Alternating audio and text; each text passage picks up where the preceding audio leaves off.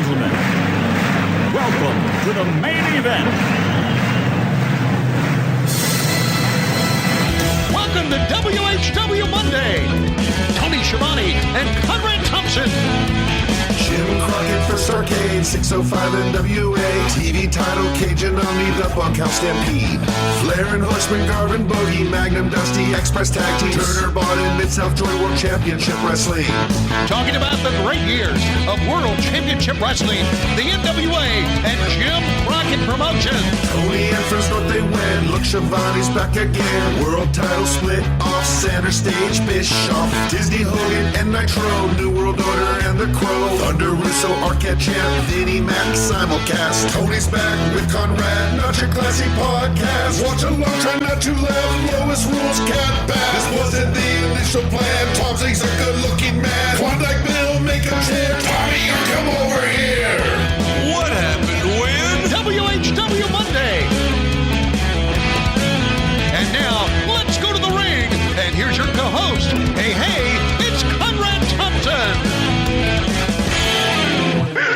Hey, it's Conrad Thompson, and you're listening to What Happened When? With the voice of our childhood, Tony Schiavone! And we have a real-life six-man team today. I can't believe it. We've been graced with yet another Schiavone. How many of these motherfuckers you got running around here? Well, I don't have any running around here normally, but Chris Schiavone is here with us. Hey, Chris. Hey, guys. How's it going? Good. I gotta Great. tell you, we should announce that we are live in the Batcave, the famed Batcave that all the patrons on Patreon are familiar with. Yeah, how about This that? is where you do your broadcasting every week. You've got a, well, basically it looks like Pee Wee Herman's Playhouse if Pee Wee were into Star Wars and comic books. That's right. Exactly. And we got a couple of dogs up here with us. I need to say that it was very difficult a decision for me to allow you in my house. Well, you proclaimed last week that it was absolutely not going to happen. Right. But you did, swear that we had to go right upstairs, which we did. That's right. I did have an opportunity to gaze left, gaze right, and most importantly, gaze down. Yeah. The dog hair is, in Yes. fact, a shoot. Yes, it is. We could make a Navajo rug or a sweater for my big ass with just the dog hair in the foyer. I know. But to the right, I saw a peek behind the curtain that I'm not supposed to see that I will be taking a selfie with and sending it to Lois. Yeah, it's Lois's dining room, which normally is a dining room, but it has all of her sewing junk in it. So, Whoa. Oh, is this breaking news? Is Lois the official seamstress for AEW? no, I don't think she is. She did put the patch on my jacket, though. Okay. But is Lois also responsible for your attire? Because if so, we need to make sure to never promote her business and not let this spread. As Efren pointed out on Patreon this week, when you interviewed Cody last week, you liked the clearance rack at Kohl's. I get my shirts at Kohl's, okay? It's a nice place. By the way, I love that you're wearing the Air Mall Walker shoes today.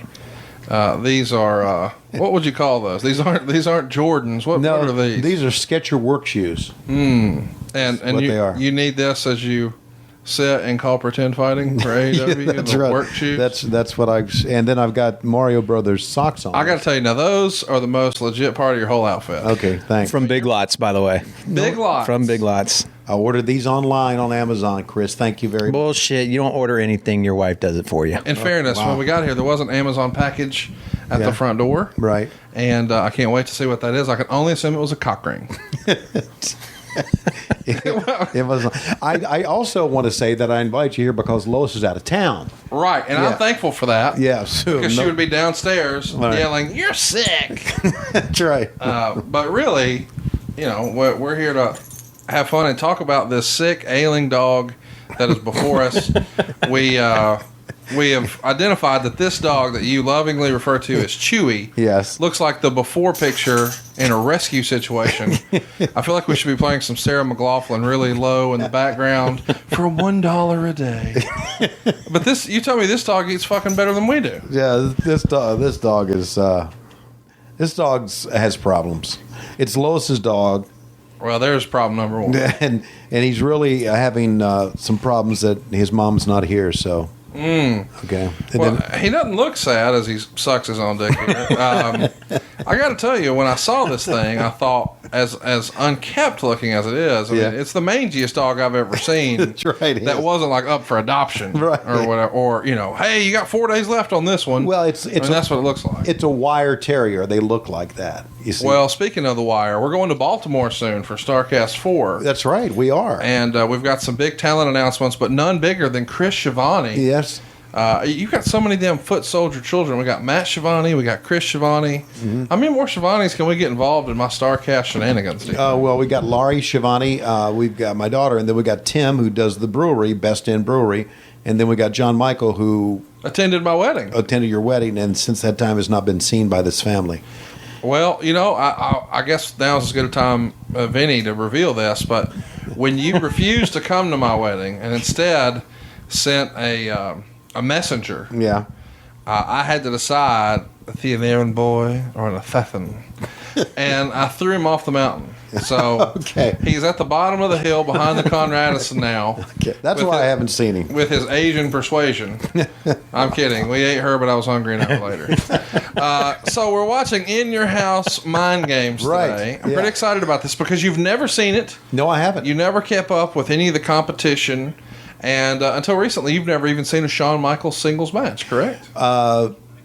The first Shawn Michaels singles match I saw was the one with Sid Vicious that we did. Right. Right. That was. And that was from a month, 2 months after this. Right. Okay. So that was November of 96. This is September of 96. And I don't think there's any comparison when you think about quality of matches with Sid versus Mick Foley. Can we agree?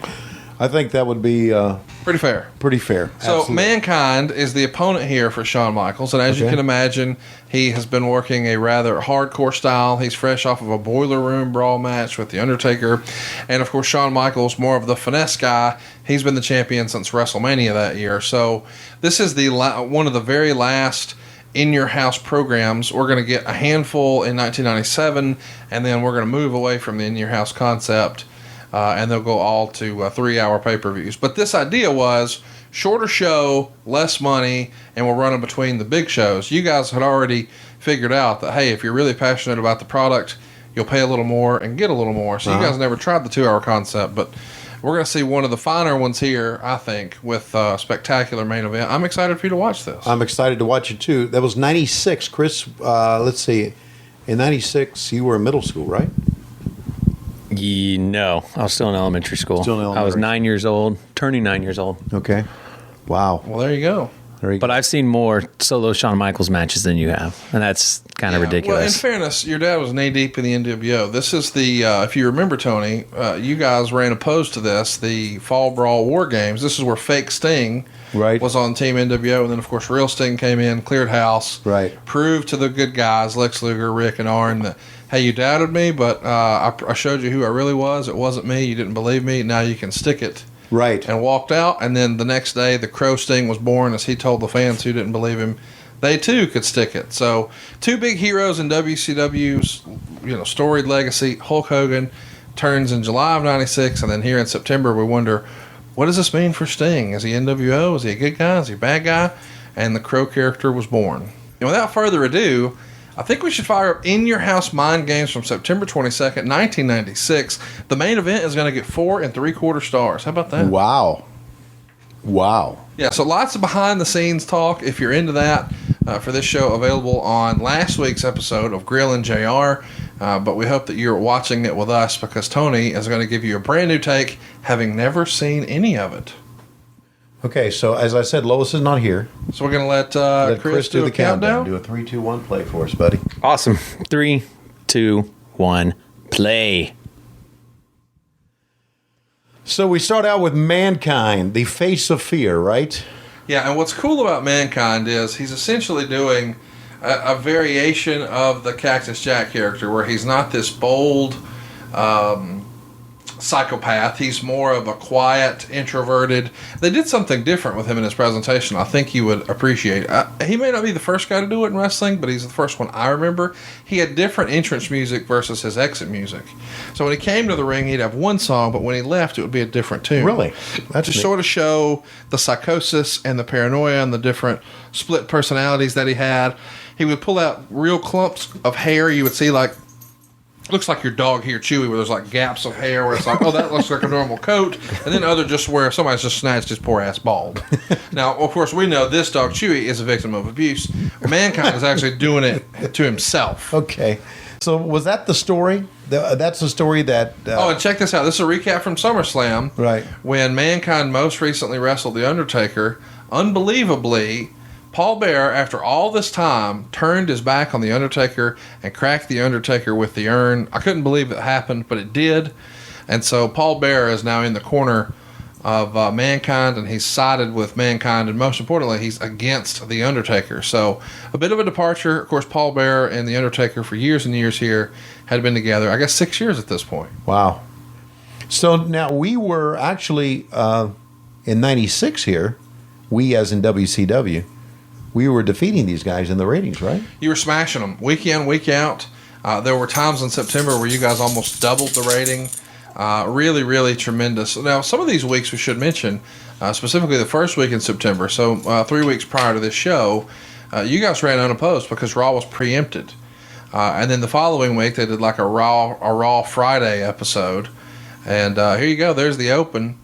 I don't know if you've ever seen an In Your House before, but the original concept within Your House was they gave away a real house at the very first one back in 1995. So there was a way you could register, and they picked a winner, and some kid in Florida won a legit free house.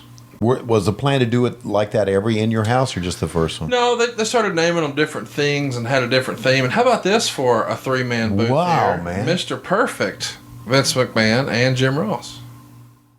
We should mention as well, this is brought to you at the Core States Arena. This is the first time wrestling's been here, as far as I know. It seats 22,000.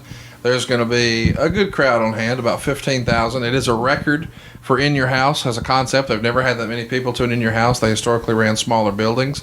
And it's about a $200,000 gate. They had never had that much at the gate as well.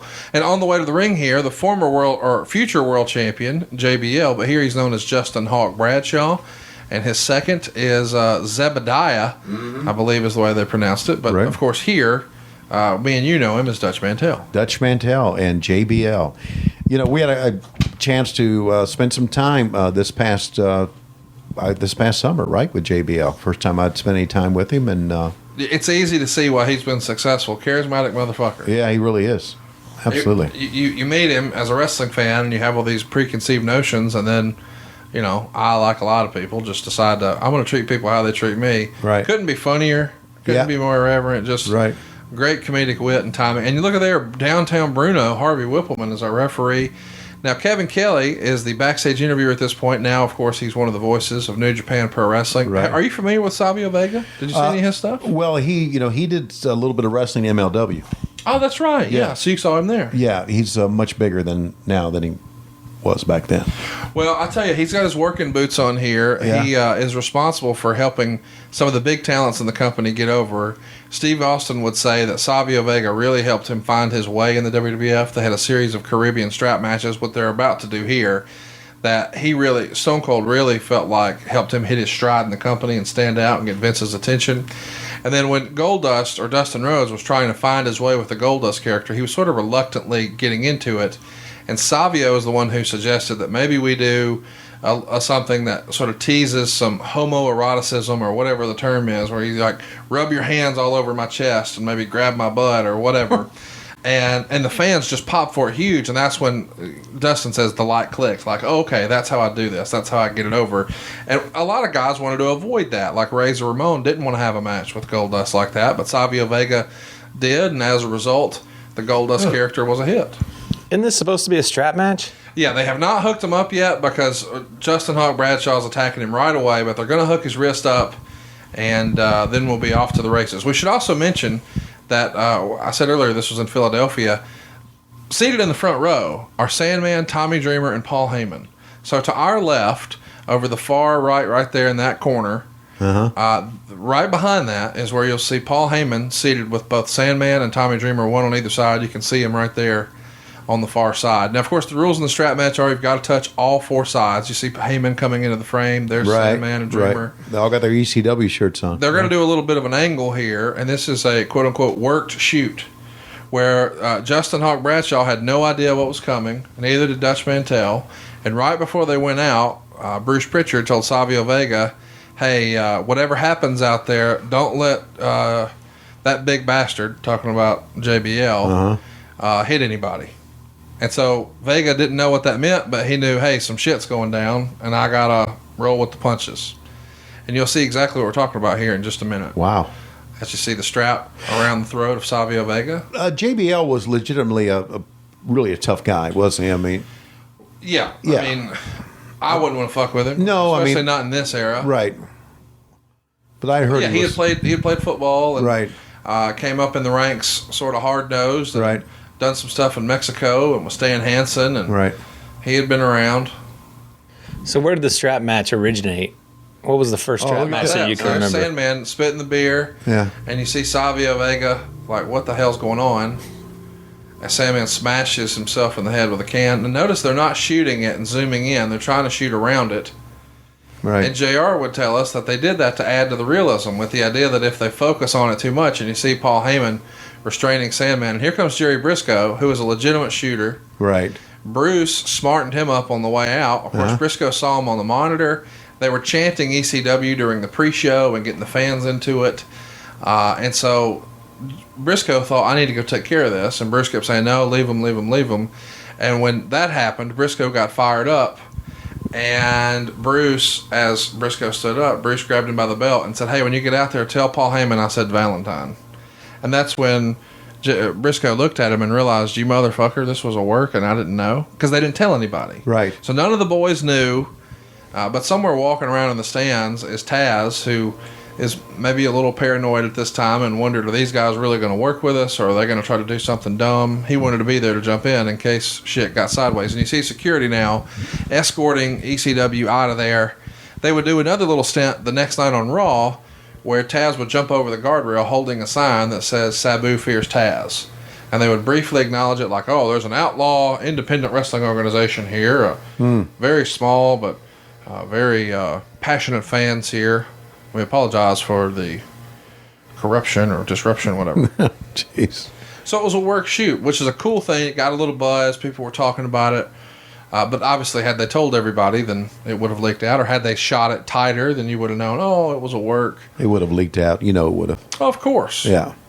You can't tell anybody anything. Chris, back to your point. The first strap match I remember was Wahoo McDaniel. I don't know if he started them or not. Well, I asked Bruce that once, and I said, where did the Caribbean strap match come from? And Bruce said, Caribbean.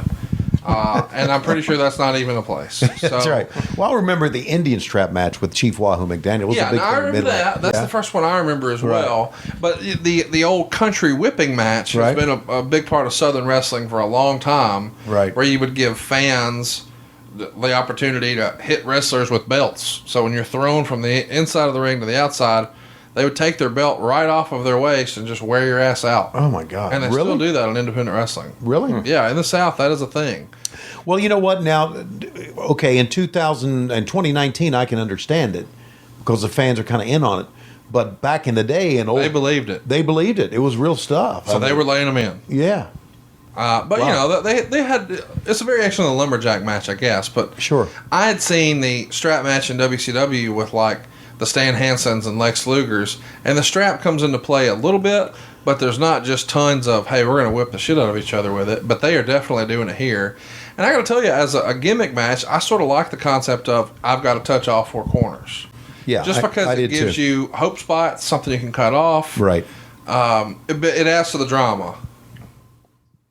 I still have the event shirt. I want to say it was 94 of the Sting and Vader strap match.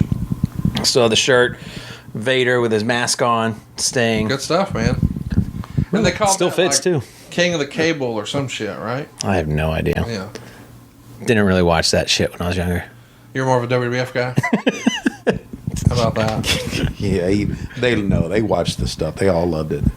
Do you know that years ago, this is when we lived in Connecticut, we had, Lois and I went to New York City to a show, and we had Leisha Murphy who worked with us, was our babysitter, and she called because one of the kids, I think it was Chris, had body slammed another one of the kids on the foyer floor, and the foyer had a marble floor. It was probably Tim And that I body slammed. cut his head open. No, that wasn't me. That was you. It slammed I him. didn't do that. And Lois came back in. She said, "No more watching wrestling." So Connecticut, that was 89. 89. And The twins were like 2 years old, and you were like 4. And you slammed them on their head. So there you go. well, I should have been a wrestler.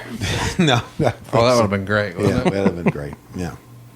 Can you imagine how many kids would have taken liberties with your kids had they gotten into wrestling? Jeez. Dad never put me over enough, god damn it. Buff Bagwell would have said, I'm not anybody's lackey, you little fucker. Bam. Give me your wallet. I'm going to steal that too. Who's the referee here? Downtown Bruno, Harvey Whippleman. Harvey Whippleman. Absolutely. He's still with the company, believe it or not. It really. Yeah, absolutely. And there you go. He's touched all 4. We should mention this match really was just to serve as a backdrop for the ECW skit or bit.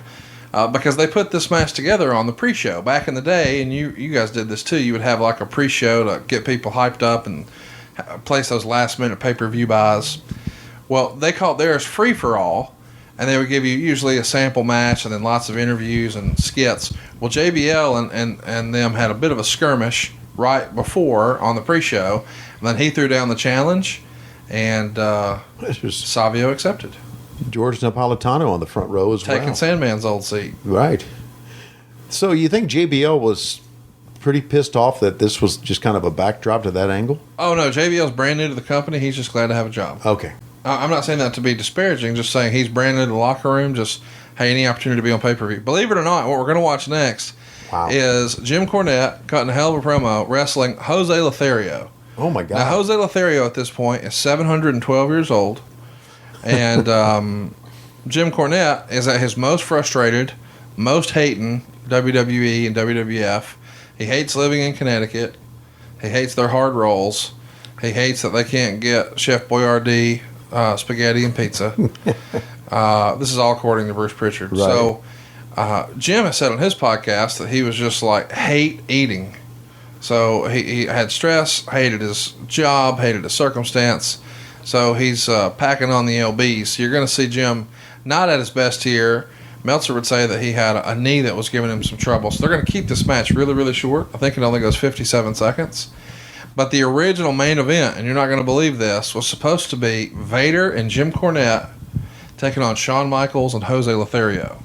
Now, Jose was Shawn Michaels' guru, right? That's right. And Okay. yeah, so he was his Mr. Miyagi, if you will. Right. We talked about that at the Survivor Series 96 episode, which is available in the archives. If you remember, Sid struck him with a camera. Right. But yeah, look at this outfit here. Look at this ass. Good God. Yeah, not the most flattering outfit that Jim maybe could have picked. No.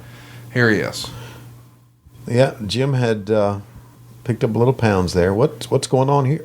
So backstage, we're seeing fake Razor and fake Diesel Oh, this is the fake. absolutely kick the shit out of Savio Vega. Now, I don't believe this aired on the pay-per-view. I believe this was on the Coliseum home video. Uh-huh. And as a reminder, this is when you guys were being sued by the WWF for stealing their IP and showing WWF characters. Yeah. And internally there was a memo where you referred to Scott Hall as Razor. Mm-hmm. So all of that has created a situation where their attorney, McDivitt, has said, well, technically they don't own the characters, we do, so we can just create a new Razor and Diesel. And they did. Ooh, did they ever? So Jim Ross is the guy tasked with being the quote-unquote heel, and he teased a week before, I have it on good authority that's Razor Ramon and Diesel, two of your favorites, are headed back to the World Wrestling Federation. And so we just got a glimpse from behind at a distance, oh my God, that's Razor and Diesel. And of course we know, no, they're just counting their cheese in Atlanta, chilling. So this was the only time you saw the fake Razor and Diesel on this show? Or On this particular show we're watching, Right. yes. Now, he would introduce them on Raw the very next night. Razor Ramon would come out after Jim cut an in-ring promo for about 3 minutes. That was outstanding, where he talks about what a piece of shit Vince McMahon was for firing him with Bell's palsy and blah, blah, blah. And then he said, I'm here to give you fans what you really want, and let's bring back one of your favorites, Razor Ramon. And out comes Rick Bogner, which is, yeah. Yeah. Terrible. How about all the empty seats here, too, I know. As you're going back? What do you think of the set in your house? It's almost like, it's kind of like a Flair for the Gold type thing. It's exactly what it is, right? Yeah, right. Jose Lothario. Holy shit. On pay-per-view, bro. Jesus. What are they doing? Who knows? I guess I can't make fun of it too much. A year later, you guys would present Miss Jackie versus Disco on pay-per-view. Well, you try things. You understand? I hear you, but yeah. I don't know that I would want to try Jim Cornette in a wrestling match in 1996. No, I agree. Although we saw Jim Cornette and Paulie, remember that? And that he was selling his ass off. Yes, he was. But that was 1990, right? And he admitted right here, like, "Hey, my knee's jacked up. I don't want to do this." Right. But supposedly, and I think me and you've talked about this before, the original idea was Vader and Shawn at SummerSlam '96, and then the next month, after a lot of interference from Jim Cornette, let's do a mixed tag of sorts, where it's wrestler and manager. So it would have been Vader with Jimmy and Shawn with Jose, and then we would build towards Survivor Series, where it would be a rematch with Vader and Shawn, and Vader would pick up the title. Of course, we know Shawn wanted nothing to do with Vader after SummerSlam, so they call an audible. Vader's out of the title picture, Sid is in, and they're going to build to that later in this show. This match sucks. Of course it does. It's elderly. Yeah, well, nothing. Oh. And that's your finish. That's it? Super sock Lothario, big left hand to the jaw, and the crowd goes mild. We're done. Jeez. By the way, Tim White, the referee there, right? When you weren't watching in the late '90s, maybe it was probably the early 2000s. Yeah. Had a skit on Raw every week called the Tim White Suicide Series, where every week he would think of different ways to kill himself. Are you serious? Yes. Got to show you that sometime. The Tim White Suicide Series. Something like that. They got away with that?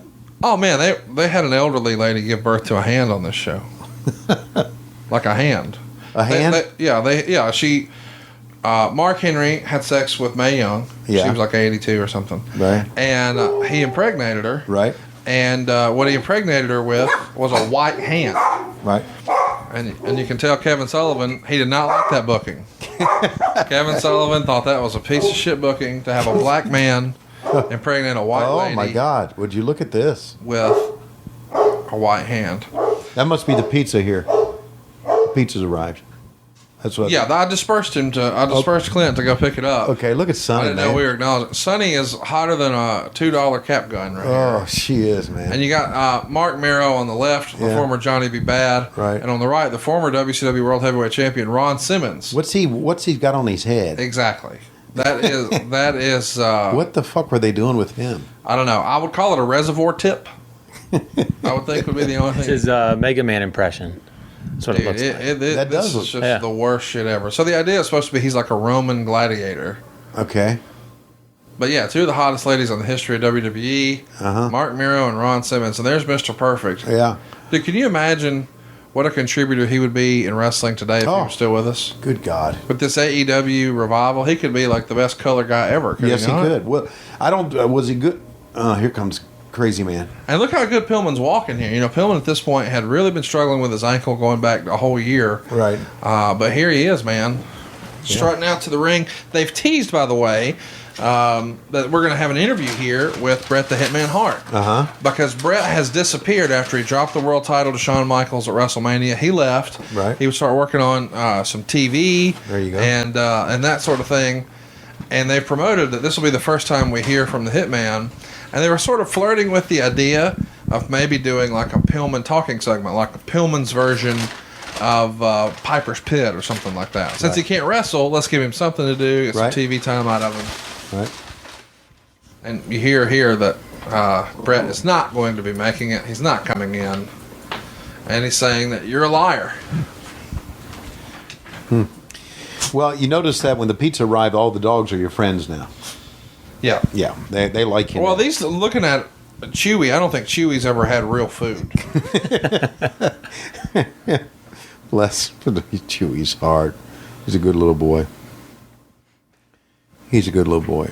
Clint, you're welcome to eat, by the way. Yeah. And you are too, Chris. Well, yeah, we ordered the food for consumption. Right. And Chris never turned down a pizza in his life. Oh, no. I know that for sure.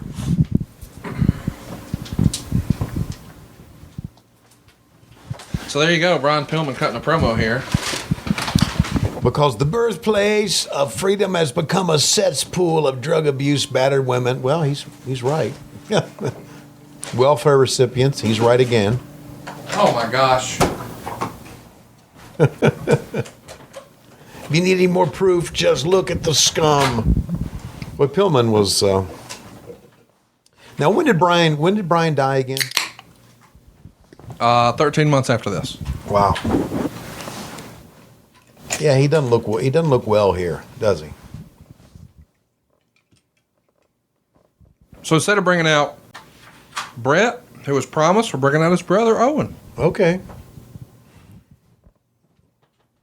You saw some of Owen's work in WCW. He was there for a couple. Oh yeah, I liked Owen a lot. Yeah, and he was. They talked about him being such a great ribber and everything, such a great kidder. I really. Now this was their Piper's Pit type thing, but they did it in the ring, and I don't know if it came across or not. I'm stealing your wife's shitty beer, by the way. Okay, well we're drinking beer here too, apparently so. And so we're just having a great time. Beer, pizza, and watching wrestling. Can you beat that? Huh? No! He's eating. Okay. All right. Let me just tell you, this AEW catering sucks. It does? You don't like the pizza? No, this is awesome. I was referring to when we were shooting something earlier today. Oh, yes. For AEW? Bro, we should have had some gluten-free, non-GMO, HGH. You can hand me one, Chris. Thank you very much. Pizza slices all around. I should mention that Tony Schiavone has the most eclectic soda choices ever. Mm-hmm. Diet Mountain Dew. Uh-huh. And vanilla orange Coke Zero with Splenda and tampons. I would have had the Diet Mellow Yellow Zero, but I'm out of it. Diamond is sad. Did you hear that episode, Chris? No. Your dad got a blowy from Lawler. I did not, Chris. No, he definitely did. Silva was there. He'll back me up on this. And the poor young lady's name... Well, Silva's a lying Mexican fuck. Well, the poor young lady's name was Diamond. And so when she came into the room to service your father, I offered her something to drink, and she said, well, what do you have? And I said, well, we have water, we have Diet Coke, we have vodka, we have Diet Mellow Yellow, and she passed. Well, then when she got done servicing your dad, she came back into the room and said, I think I'll have that Mellow Yellow now. So it's like the palate cleanser for a little Schiavone load or two. So out coming to the ring, the guy that Bret Hart is really afraid of. The reason he's really not here, according to his brother Owen, Stone Cold Steve Austin. He's fresh off winning King of the Ring in June of '96. Here we are in September. So just 3 short months later, he's about to be one of the biggest stars in the business. You see the flashbulbs going off. Fans know this guy's going to be a big deal. Right. But he's not yet got the glass break. He's not yet stunning Vince McMahon or anything like that. Yeah, stunning. Sorry about that.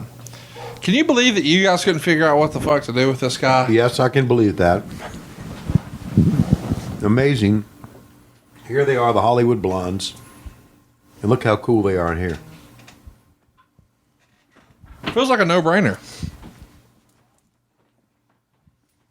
So this is before Stone Cold was really hot, is what you're saying. Yeah, he's just now getting hot. He's just come up with Austin 316. That's starting to catch a little bit of momentum. Right.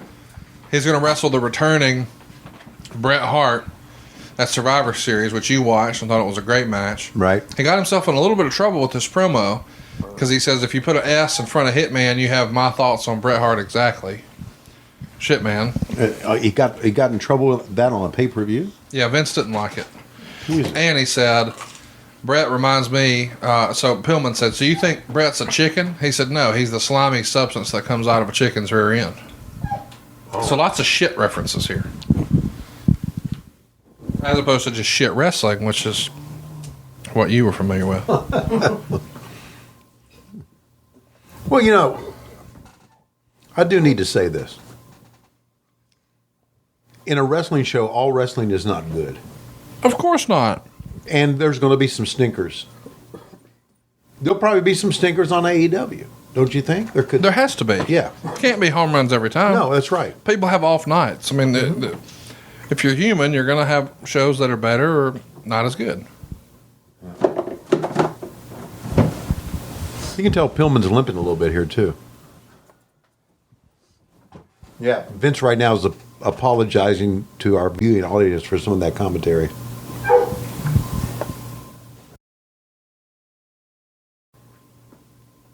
Mark Henry, man. Cool motherfucker, buddy. Yeah, he comes in with a lot of heat here, Mark Henry. He's fresh off the Olympics. He wasn't as successful as he would have hoped to have been. He had a lot of success before, but didn't win the gold medal. But Vince wanted to sign him beforehand, thinking, man, if this guy wins a gold medal, we'd really have something then. We'd be able to say we've got the first gold medalist in the history of wrestling. And right. 400-pound dude dunking a basketball. So very athletic, but maybe not acclimated to wrestling as well or as fast as they would have hoped. So he comes in with a lot of heat because of that $250,000 contract for 10 years. Because a lot of the guys who had been paying their dues for a long time could put in much better matches. So he took a little bit of shit based on jealousy. Really? And I don't know who would give Mark Henry shit. He would I don't either. bend you in half. You're damn right he could. But there you go. And what a tag team here. Owen Hart, British Bulldog. Chris, what did you think of this tag team? As an announcer, you're supposed to hold your microphone at all times. Sorry, I was chugging a beer. The Bulldog and Owen Hart. Oh, I'd flip channels to see this.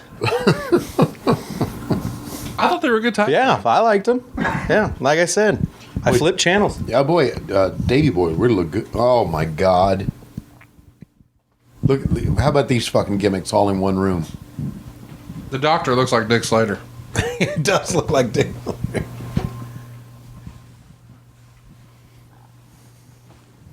So here you see, what you may not notice is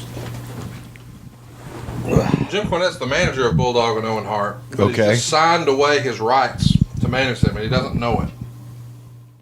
He signed it away because he thought, well, they just need to have somebody out there, so he'll just accompany them to the ring right now. But what they did is just explain a real reason why Cornette would no longer manage them. So now they're managed by Clarence Mason, who on the heels of the O.J. Simpson lawsuit, they wanted a Johnny Cochran type character. Oh. So that's Clarence Mason. And you see Billy Gunn dropped a few LBs here with his brother Bart. They're the tag champs, but Bart is contending. Maybe Billy's distracted by the Daisy Dukes of Miss Sunny. I got to tell you, I got real issues with you right now, Tony. Why's that? Well, because you have just, basically beat off all over this show for 3 years about Francine and Right. Deborah and Medusa. Right. And now the real goat is here, Sonny, and you're not putting it over? You motherfucker. Yeah, she's Sonny right here is like a sore Peter, man. She is hard to beat. she is. Now take a look here. A giant poster of Sonny, which we've seen before on other shows, but instead they've defaced it to add a goatee and glasses. To Bulldog and Owen, all my love, Sonny. Who supposedly did that? Bulldog and Owen, they're ribbers. Well, ladies and gentlemen, the dogs are out. And if you're wondering, who let the dogs out? It was Chris Schiavone. We don't have to keep going who. Kevin Kevin Sullivan not happy with this arrangement. Was he in the garage again? Oh, he's outside trying to get in the fence. Okay. Trying to get back in the house. Okay. I got it. It's All right. good. All right, We're Chris, good. Chris took care of the dog. I'm back. Oh, good. She's still on TV. It's the best thing, isn't it? Yeah, she's pretty good. Have you ever tried to get her on StarCast? She's in prison, Tony. She's not available. She's still in prison. Yes. Wow, I didn't know that. I think if you have 73 DUIs, they don't let you out right away. Okay. But I hope that she gets her shit together because I would love to have her at every StarCast ever. Yep. She would be an unofficial mascot for us. Much like Jimmy Hart. She'd be our female Jimmy Hart. Yeah. A few years ago, Rob Feinstein had a bit of a convention, and I think one of his gimmicks was you could get under the covers with Sonny. So the deal was you would get in bed with Tammy Sitch, Sonny, and they would take your picture with you and her in bed. Wow. And that's what I want to do for all of our patrons, you and Efren, shit like that. I'm sorry, say that one again? Well, Chris and I were talking earlier, and we agreed that if you really wanted to give back to the fans, you could give them something up close and personal and show some support for our sponsors, Manscaped and Blue Chew. Right, and how would I do that? Well, you get ass naked under the covers with Efren. Or the rest of our patrons, too. Tim in the summer suit, Super Dave, Jay-Z, Travis Langley, Paul Bromwell. You know the deal. And listen, 10% of the proceeds go towards Chewy Yes. and dogs that are not doing so I well. need haircuts. That's right. Hey, got a good match going on here. I'm No, going to this is ignore. going to be a real good match. Yeah, I mean, I love Bulldog and Owen as a tag team. yeah. And I think Sunny was really a good manager for what she was. Now, I know you can't hear her, but she's shouting instructions and Oh, yeah, she slapping was- the mat. It's very Jim Hardish. She was very active. I have Are you trying to make a sex joke there? no. She was very active. She did fuck Bulldog. She admitted to that. Okay, so I have a hard time wrapping my head around Jim Cornette being the manager of the Bulldog and Owen Hart. Well, at that time, you got to appreciate he was just the manager of all the heels. Oh, okay. Yokozuna, British Bulldog, Owen Hart. It didn't matter. Like, if you were a bad guy, Vader, if you're a bad guy, he managed you. Okay. Sort of like how once upon a time all the bad guys in WCW were managed by Jimmy Hart. Okay, got Well, I it. mean, I guess, even in a decade prior to this, everybody was managed by, if you're a bad guy, Heenan, Fuji, or Jimmy Hart. Like, Right. They had little heel stables, and they were still trying to do that a little bit here. But Cornette was miserable being on the road, didn't want to do it, and maybe he negotiated or bartered. We should ask him sometime. Did you agree to do this match on pay-per-view if they'd take you off the fucking road? Yeah, Jim's a different guy. And he's now the voice of the NWA. How about that? How about The that? NWA doing studio wrestling, and you're not involved. Yes. Been replaced by Jimmy Cornette. Who's he working with? That guy, Joe, whatever his name is.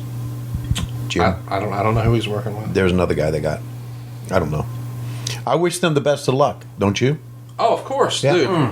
I'm a big fan of what they've been trying to put together. I think Logano does a great job of that video series. And who's not a fan of the Smashing Pumpkins? What's your favorite Smashing Pumpkins song, Tony? Wait a minute. It's the one that was their hit. Was it 1999? 1979. I'll give you credit for that. Okay. So I noticed as we're in your Batcave Yeah. that we've got, a collection of framed WHW prints. Two That's right. giant posters of some of Dave Silva's tremendous cover art. Yeah. One inspired by Indiana Jones, another inspired by Back to the Future. I love that. Then we had the What Happened When poster from StarCast, which is tremendous, with a drawing of the Shockmaster busting through and cartoons of me and you below. But what I notice is that particular... Oh my gosh, did you see the... We don't need to talk about that one. You're good. What did we miss? You missed it. You're too the busy boobage? staring at The boobage? pictures. Yeah. Well, I don't know how to tell you this, but she caught dick on video. I can show you. Chris being a Georgia Bulldog fan was cutting you off at the pass. Because you were getting ready to talk about I'm not talking about the football thing. That's what you were going. You went poster right there. You were going in order. No. I'm stopping right there with the poster because what you have framed has your own autograph on it. Does it really? It doesn't have the Shockmaster's autograph. It doesn't have Sting or Bret Hart in the background. It doesn't have my autograph. It has fucking yours. Okay. You framed your own autograph. That's where we are. This is a level of narcissism I've never seen before. I didn't realize that. You framed your own fucking autograph. Okay. I'll have to take it off. I got a couple more in the drawer. Oh, I'm sure. What's funny is when you met Clint, you said, "Hi, what's your name?" And then you started signing him an autograph. And he's like, "I don't fucking watch wrestling or know who you are or care. You're so full of I'm shit. getting paid by the hour." Okay. So now Jim Cornette has signed away his tag team to this. What was the guy's name? Clarence Mason, Clarence Mason. like Perry Mason. Right, but Clarence Mason. Yeah. I thought you were talking about Sonny's boobies. No, I thought you were going in order to make fun of Georgia. Oh, no, and I was have cutting no you off intention of real making hard. fun of Georgia. I think Georgia's great. Sure you do. No, I mean, listen. We got to have somebody to make us look good. Y'all are the Oh, enhancement stop talent. it. Damn. Y'all are the Barry That's why you have Auburn. That's why you have Auburn. No, but at this point, they're the George South. Everybody knows they ain't winning. You know, they're gonna make us look good, and that's it. How do you fucking wrestle in jeans? That's what I want to know. Fuck or wrestle, because I know how to fuck in jeans. I couldn't answer the wrestling part. Oh, wow. Well, Billy Gunn's one of our coaches Absolutely. in AEW. Good guy. Right. I'll ask him. You'll ask him? Yeah. You can ask him. Did you ever notice that once Clarence Mason managed Bulldog and Owen, they both died? You got to wonder, had Jim Cornette not signed away their rights, would history have been different? That's It's one of those things. you just never know. You just never know how your life's going to turn. How about that referee in the ring right now is still there? He's on Raw every week. Really? Isn't that Wow. unbelievable? Real? Oh, Enziguri. Man, Owen Hart had one of the best Enzigiris of all. Yes, he did. Well, Owen Hart, everything he did was good. Yeah, he's one of those guys. There's some of them that get it, and there's some of them that don't. I think Owen is almost like the WWF version of Bobby Eaton, Yeah, where everything he put him in was good. it was good. Yeah, he didn't get a ton of opportunities to do big stuff, but when he did, he excelled, and you always wondered, like, why wasn't he given an opportunity to do more? Right. Maybe he wasn't the best promo, much like Bobby, but when the bell rang, man, fuck, you ain't gonna beat that. Look at Sonny. She looking good. As Bruce would say, all the way live. Of course, Billy runs Bulldog into the steps. Billy's dropped some serious weight right here. Well, Clarence Mason, what's he doing now? Does anybody know? No, and no one cares.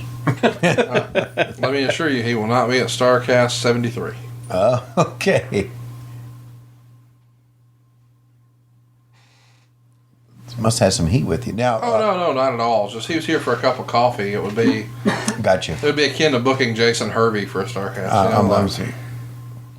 Or that Chucky doll y'all brought out. Remember when Rick Steiner got in a feud with a doll? with Chucky. Yeah, sure did to promote a movie. Oh, what about this idea I had for StarCast in Baltimore? Oh boy. You Go know, ahead. look, there's so much rich wrestling history in Baltimore, especially WCW stuff. Sure. What if we did like a Judy Bagwell Oh, stop. on a forklift photo op? So she's on the forklift, you get on it with her, take your photo. It's a fucking home run. Really? You don't She'd think? have to bring Marcus with her. No, she wouldn't. She used to call in for him. I'm gonna call him, ask for her number. How do you think that goes? Yeah. Wow. Ugh. And there comes Owen off the top, nails Billy. We got a double down situation. Yeah, we need that view. Yeah, we got a good camera shot.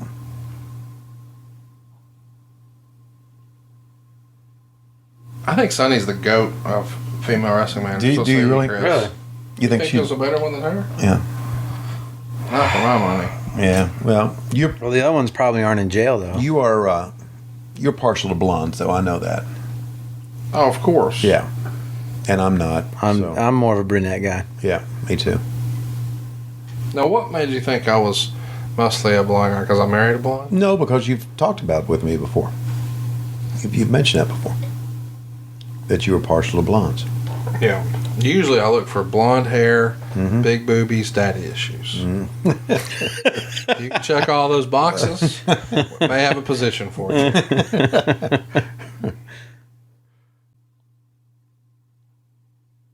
Bart Gunn was underrated, man. He was, I know a lot of people think he was like the Marty Jannetty of the team, but Brawl for All, which was a failed concept 2 years after this, he was knocking motherfuckers out for real. And a lot of people put their money on him. And, of course, we remember at WrestleMania 15, Butterbean was ready for him. And it looked like a crime scene. I've got to watch that. Oh, I can't wait to show it to you. Yeah. I mean, you're going to think there was paperwork involved. Really? Oh, it was brutal. But, you know, can't fuck with them Bama boys. Butterbean's from Jasper. Oh, well. If you're from Jasper, you probably, I mean, you might not be very good at like physics or science, but you know how to fuck people up. That's all there is to do down there is fish and fight. Mm-hmm. You know, Butterbean was an Alabama guy? Yeah. It's got a barbecue restaurant down there near the lake. Wow. Crime scene. That's great. It's brutal. Like, if you were to watch it now, Yeah. if I was to play it after this, Chris Schiavone and Clint would both just start yelling, "World Star!" And it was one of those where you're like, fuck, that's going viral. And Billy Gunn, distracted, pushes Bart right into the finishing maneuver of the Bulldog, the power slam. How about that? And there's your winners and new tag team champions. Clarence Mason, as their manager in the very first match, leads them to the gold. Sonny has lost it, and she is having a conniption fit to the point that Vince McMahon has to exclaim, "Holy mackerel!" And the fans bought it, man. They liked that finish. Oh, well, they liked that you saw a title switch. You know, Right. these days, a title switch really mattered. Right. And of course, Sonny not happy with her boys catching an L here. The thing that really sucked to me about that finish is instead of just going right in to break up the pin, the way the pin was positioned in the ring, Billy Gunn had to, like a doofus, walk around them I to get noticed to that. Owen, and it was like, this is nonsensical. Of course, Sonny not happy. She's about to put the bad mouth on him, is what Jim Ross would say. Would you let her put her bad mouth on you, Chris? Dad? Yes, I would. I would too. I bet she could cut a hell of a promo. I bet. See? That's what we were talking about, Chris. See, you were thinking something else. Oh, dude. Or are here's you what we not should thinking do. something else when you look at her? What if on Patreon we like trying to call her? And got her on the phone? Yeah, that'd be great. Yeah, You don't think? How would we arrange that? We have to find out where she's. Yeah, just call the corrections department and. In what? Is she in Pennsylvania? I Where think is she? She's in Carbon County. Carbon County? I think that's in New Jersey because when WrestleMania was up there this year, I thought about doing a StarCast for around WrestleMania, and Yeah. like my ultimate Sunny experience was going to be we bus you to the prison and you get your photo made right outside of the bars. You know, she'd be inside, you'd be on the outside like Hannibal Lecter. You know, and you could get your photo made right there. Right. You could put some money on her books, bring her some cigs, whatever. Seriously, I love Sunny. I'm busting balls. Really excited for her to be out and turn her life around. And Yeah, when can't she's. wait to have her at Yeah. StarCast 73. Which at this rate will be like October of next year. That's right. Well, I'm going to do one. That's it. I'm done. Well, We're getting ready to have number You know 4. how 4 came together. I got asked to do it, and I agreed to do it. Sure. Now, I get now that. I'm like, motherfucker. I know. What am I signing up for? I know you're signing up for. I was really happy with the CM Punk thing. I was ready to just ride off into the sunset. That worked out really well, didn't it? Dude, it was tremendous. Yeah. StarCast 3 is the best one we've ever done. Yeah. So easy, so smooth. Can't wait till Chris Schiavone comes in and really Ruins it. ruins it all. I'm gonna fuck it up. You got to bust your ass, buddy. You think you can work behind the scenes? StarCast is just fun. Wrong, you are. 3 was the smoothest one yet, though. Yeah. So here's Mankind doing a crazy voice. Can we listen to this just for a second? Yeah. Never He's mind. got it. Actually, Uncle Paul has told me that it's my destiny to hear Shawn Michaels' gurgle screams. It's my destiny to hear his liver rupture.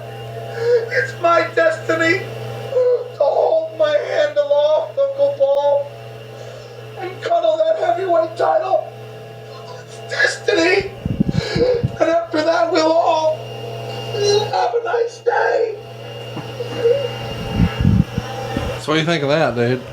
It's whacked, man. The way he screeches his voice, and I mean, it was really, really good. It's different from anything he'd ever done at that point.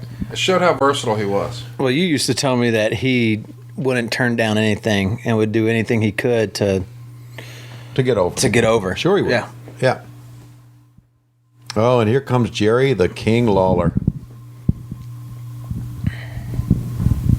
Didn't he tell you a story, Mankind, Mick Foley, didn't he tell you a story of you, he was doing a cage match, and he said, Tony, I'm going to be thrown from the top of the cage tonight.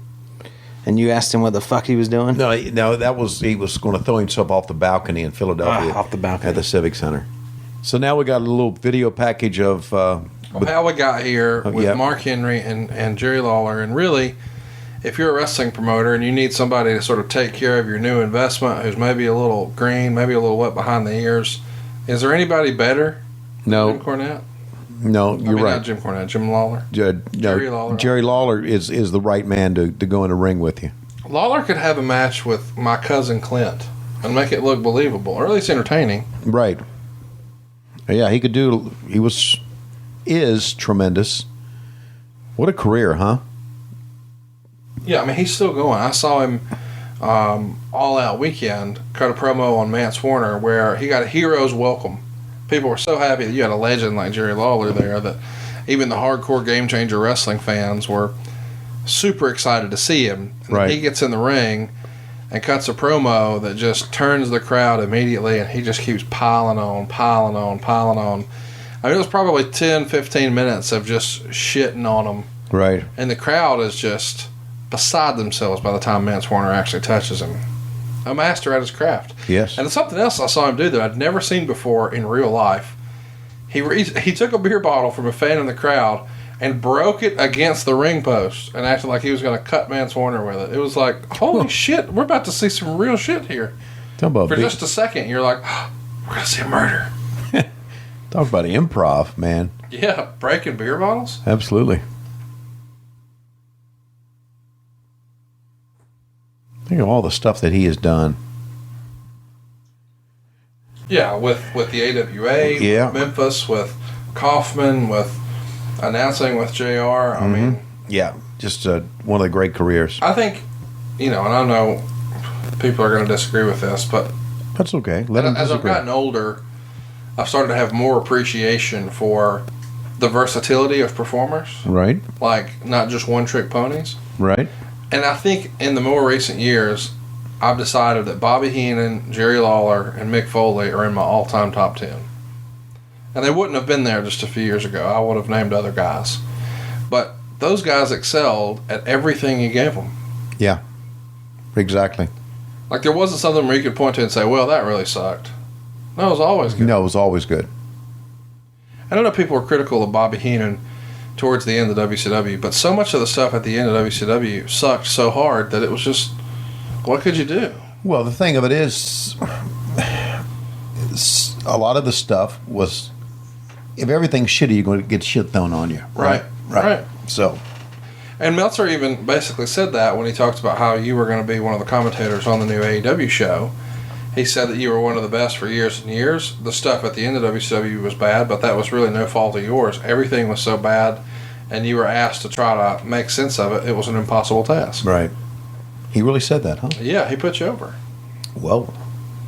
I just assumed that meant you were, calling California, giving them the scoops. No, not me. By the way, one of the worst kept secrets, and I know you work for AEW, so you can't say, but one of the worst kept secrets ever is the whole Chris Jericho has 2 mystery men as his tag team partners. It's like, guys, we saw the pay-per-view. You could just throw them on the graphic. Well, I think so. I mean, holy shit, they interfered. I mean, they came in at the end of the match with masks on and then revealed themselves. It's like, okay, we figured out who has an issue with the Young Bucks, and now Bruce Pritchard a few years ago said, being the Ring of Honor champion is akin to being the manager at Burger King. Or something like that. Mm-hmm. And I thought that was a terrible thing to say, but being a big star in Impact in more recent years has not been the most high-profile situation, but that's all going to change now. I'm sure you saw the big news. They're on Access. What do you think about Impact being on Access? That's great for wrestling, isn't it? Yes, it's great for wrestling if I knew what Access was. You know, Mark Cuban's HDNet. Oh, okay. Well, the parent company for Impact is Anthem, and Anthem has now purchased a majority stake in AXS. We're calling it Access. They air lots of sports or lots of wrestling, actually, and then lots of concerts. There's lots of music content, but they've been airing WOW and New Japan, and now they're going to air Impact as well. Well, good. That is good for wrestling.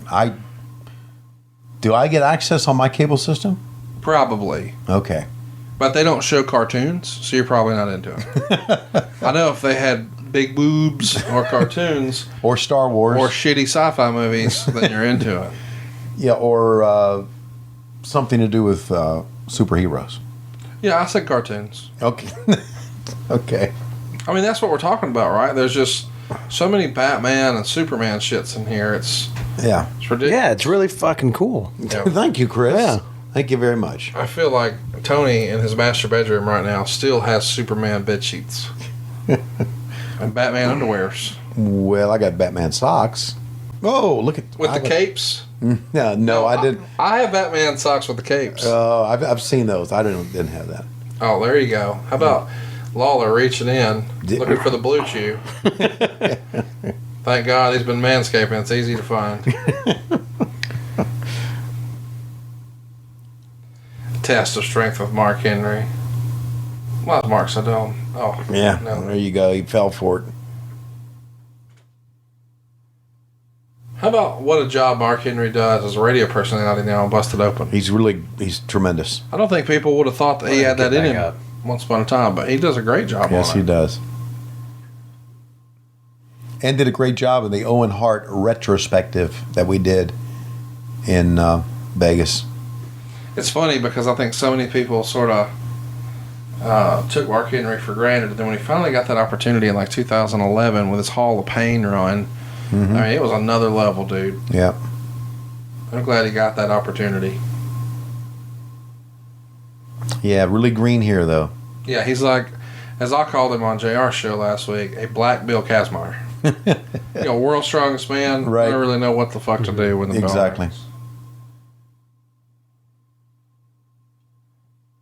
Wow. It's still not bad, though, for him being... No, I agree. But that's, a lot of that I attribute to Lawler.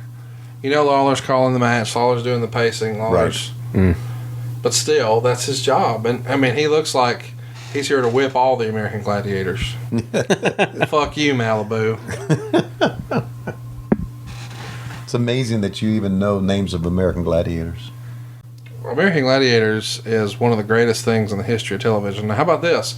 This is Al Snow, or as he's known here, Leif Cassidy. God. And he's going to have a little help with his tag team partner. Eventually, in theory, hypothetically. He kind of looked like Marty Jannetty from behind for a moment. Well, there's real Marty Jannetty. These are the new Rockers. Oh, the new Rockers. But don't worry, these guys are going to get the job done. They're going to send in the big guns. Okay. Hunter Hearst Helmsley, that's right, Triple H. Man. How about that? Attacking the world's strongest man, and of course, Mark's going to have none of it. I don't care that you're my boss. Was he the boss back then? No, he's still trying to find his way. Uh-huh.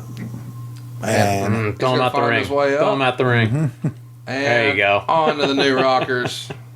Who would have thought?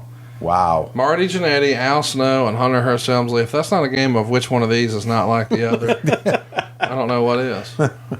That referee, by the way, in the ring was with the company for years and years and years, more than a decade, and apparently was fired because Vince told him he was getting fat and needed to lose some weight. And they came to him X number of days later and said, "You're fired." And they said, "Why?" And they said, "You didn't lose the weight Vince told you to." Supposedly. That's the rumor I got. I haven't talked to him. I don't know that for sure. But I asked somebody one day, I said, "Hey, what's up with so-and-so? Why ain't he around?" They're like, "Oh, Vince told him to lose weight and he didn't." John, Jeez. aren't you glad that Eric Bischoff didn't do that to you? Yes, I am. He told you to lose weight, and you said, whatever, I'm eating cheese sticks. No, I did lose weight. I'm being a smartass. We know. We've talked about how svelte you were because you started wearing V-necks, Yes. letting your taco meat hang. You wear V-necks now? He was This on was Nitro back back in then. the day. He'd wear a double-breasted jacket, Yeah. like a V-neck T-shirt, let the taco meat out in the gold chain. By the way, we should, in this very room, film an AEW all-nighter. It's like the old WCW all-nighter. Right. Get you and Excalibur, Jim Ross. Yes. Dude, this is gold. This You know would what I think? be something, wouldn't it? I love that. Okay. Okay, Undertaker against Mankind buried. Oh, they're going to go back and. That's next month. So next month in October, one of these men will die. We're going to dig a grave. We're going to put the loser in it. We're going to fill it up with dirt.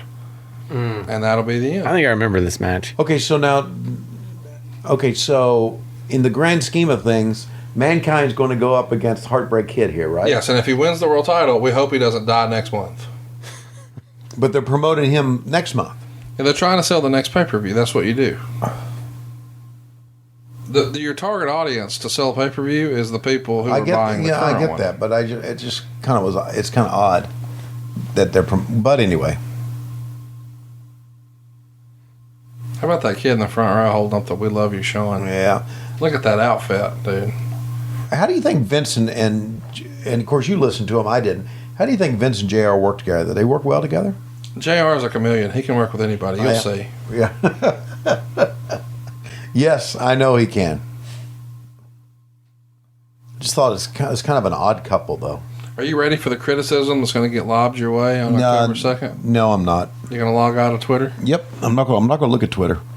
I'm not going to look at it at all. You know, they've been pretty hard on our pal JR. Oh, I know they have, and they'll be hard on me.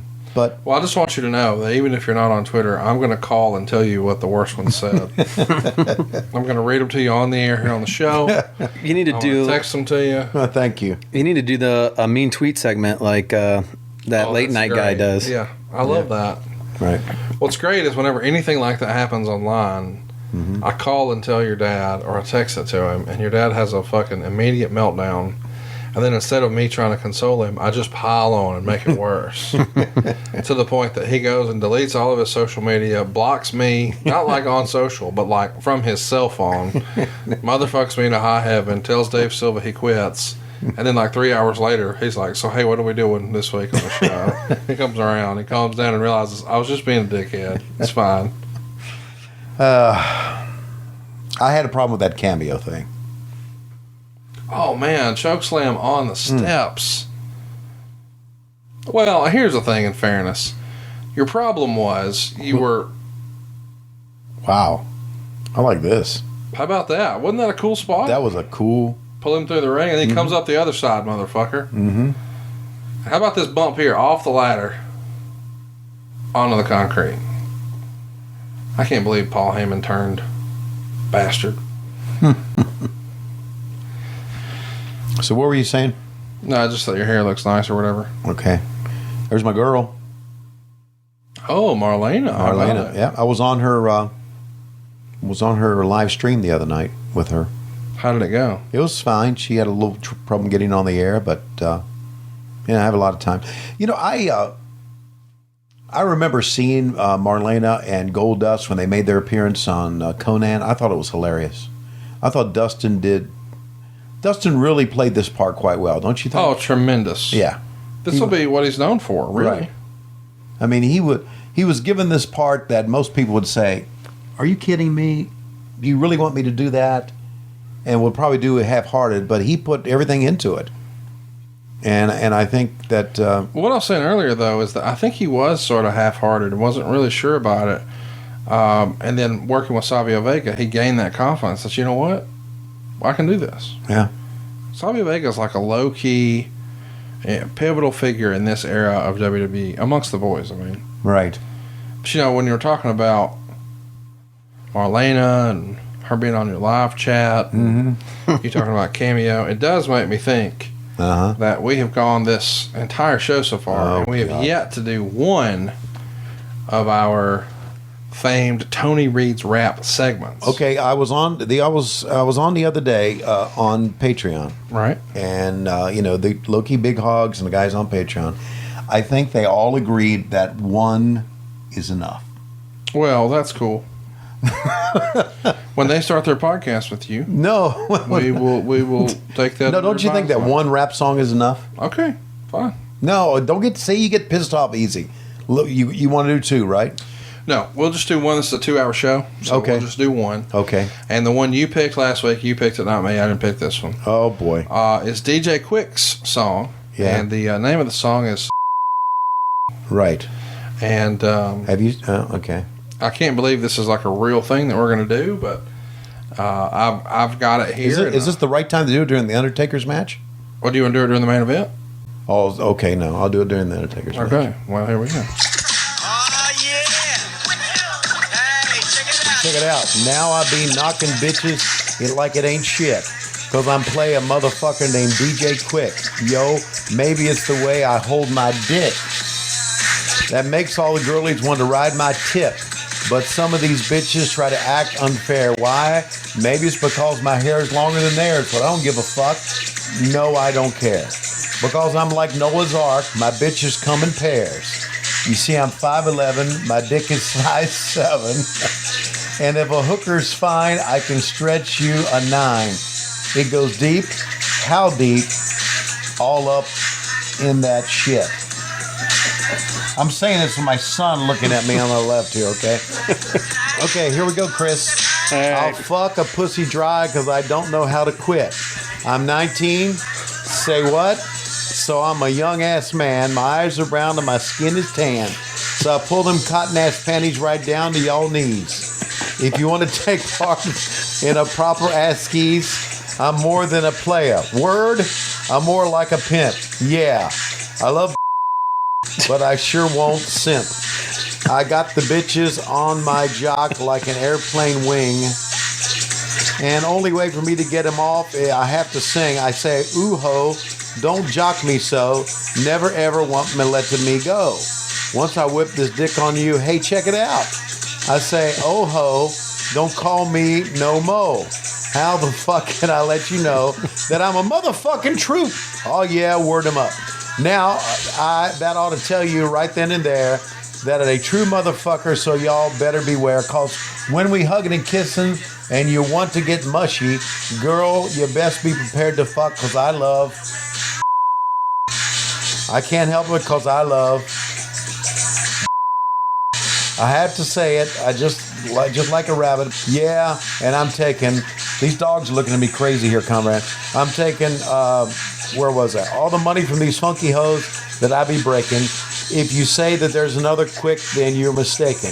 I'm not a coward, and you never see me shaking. Never break lots of money that I'm making. If you double cross me, then I'll be your Undertaker, who's in the ring right now, by the way. And I'll be a friend of you because you are a streaker. Open up your mouth if you want some beefsteaker. If you suck it long enough, you'll taste a milkshakin'. Lyrics like a humming when they see me coming. Sucker, they all shit. Hold up, man. This is wrong motherfucking page and shit. Oh, shit. I need to start on the... Okay, here we go. Always ticking about it because I love it. Women get grown up as soon as they let me rub it. And a week span, my homie's freak man sinks into so much pussy, we should call him Quicksand. Last hoe was done by the true motherfuckers from the PENTHOUSE. Players click. Tweety's in the cold room, freaking in the studio room. I'm in the living room, Hammer's in the bedroom. Freaking, or should I say skeezing. Call it living large in 1990 because playing be reason. So many freaks have to forward the calls, and when girlies hear the beeper goes off, they pause and get hot. How come? I think they know what time it is. They should know how we handle our biz. Gotta handle it. We shouldn't trip and call playing a sin because it's in we're all black men. And you know that? Because we show that. Yeah, oh yeah. Because DJ Quick is the king of the underground scene. Yeah. DJ Quick is in the motherfucking house. Say what? DJ Quick is in the motherfucking house. Say what? And Shabby Doo is the motherfucking house. Is that right? Yeah. And 2E Caddy's in the motherfucking house. Oh, yeah. And Playa Ham is in the motherfucking house. Say what? And Don Zelli's in the motherfucking house. Say what? And Greedy Greg is in the motherfucking house. Break it down. Oh, yeah. DJ Quick is here for the big 9-0, along with the OG PBC in the motherfucking house, baby. Yo, we out of here. Peace. Okay, so there you go. My old DJ Quick. Oh, that was some great lyrics there, wasn't it? You a big fan of that one? Oof. You know, you shouldn't talk like that in front of your dogs, but you lost me at 7 inches.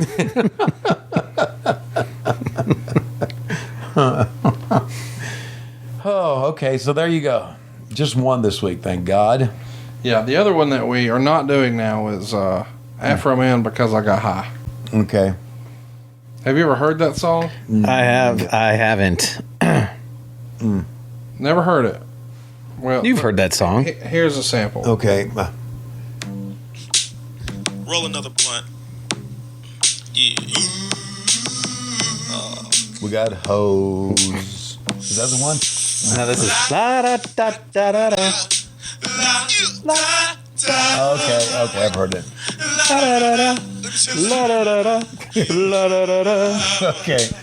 Meanwhile, back to wrestling. I was gonna go to work, but then I got high. See, that would have been fun. You don't think? Chris knows that song. Well, yeah. I mean, he's a Schiavone. You probably got to smoke weed just to live here. Goddamn dogs are trying to overrun and get the microphone and reset the Apple TV and drink your Blue Moon and take your pepperoni. And Jesus. What a day it's been. I think Chewy just... he wasn't going for the food. He was just hoping I brought scissors to give him a goddamn haircut. Bless his heart. Chewy's talking badly about you, bud. No, buddy. You're a good boy. You mean go downstairs and get all your brothers off the floor? I'm pretty sure we could sweep together enough hair down there to convince Lois it was another dog. She'd feed it, pet it. And then she'd be like, "It's fake news! So don't bookface!" Oh, God. I've learned if you're trying to sell Lois something, you got to slide it to her on Facebook. Oh, yeah. Oh, 100%. Then she's in. Yeah, she's into that. She lives on Facebook. Wasn't it about 60-year-old white women that just love Facebook? I don't know. It became the Facebook was made for the young set, but it was It's for taken the over. elderly now. Yes, it is. It was taken over by the geezers. You're exactly my right. dad asked me this past week, we were watching a football game, and he said, "Son, I need to help your mom upgrade her Facebook." And I said, "What?" He said, for Christmas, go and get her a new Facebook.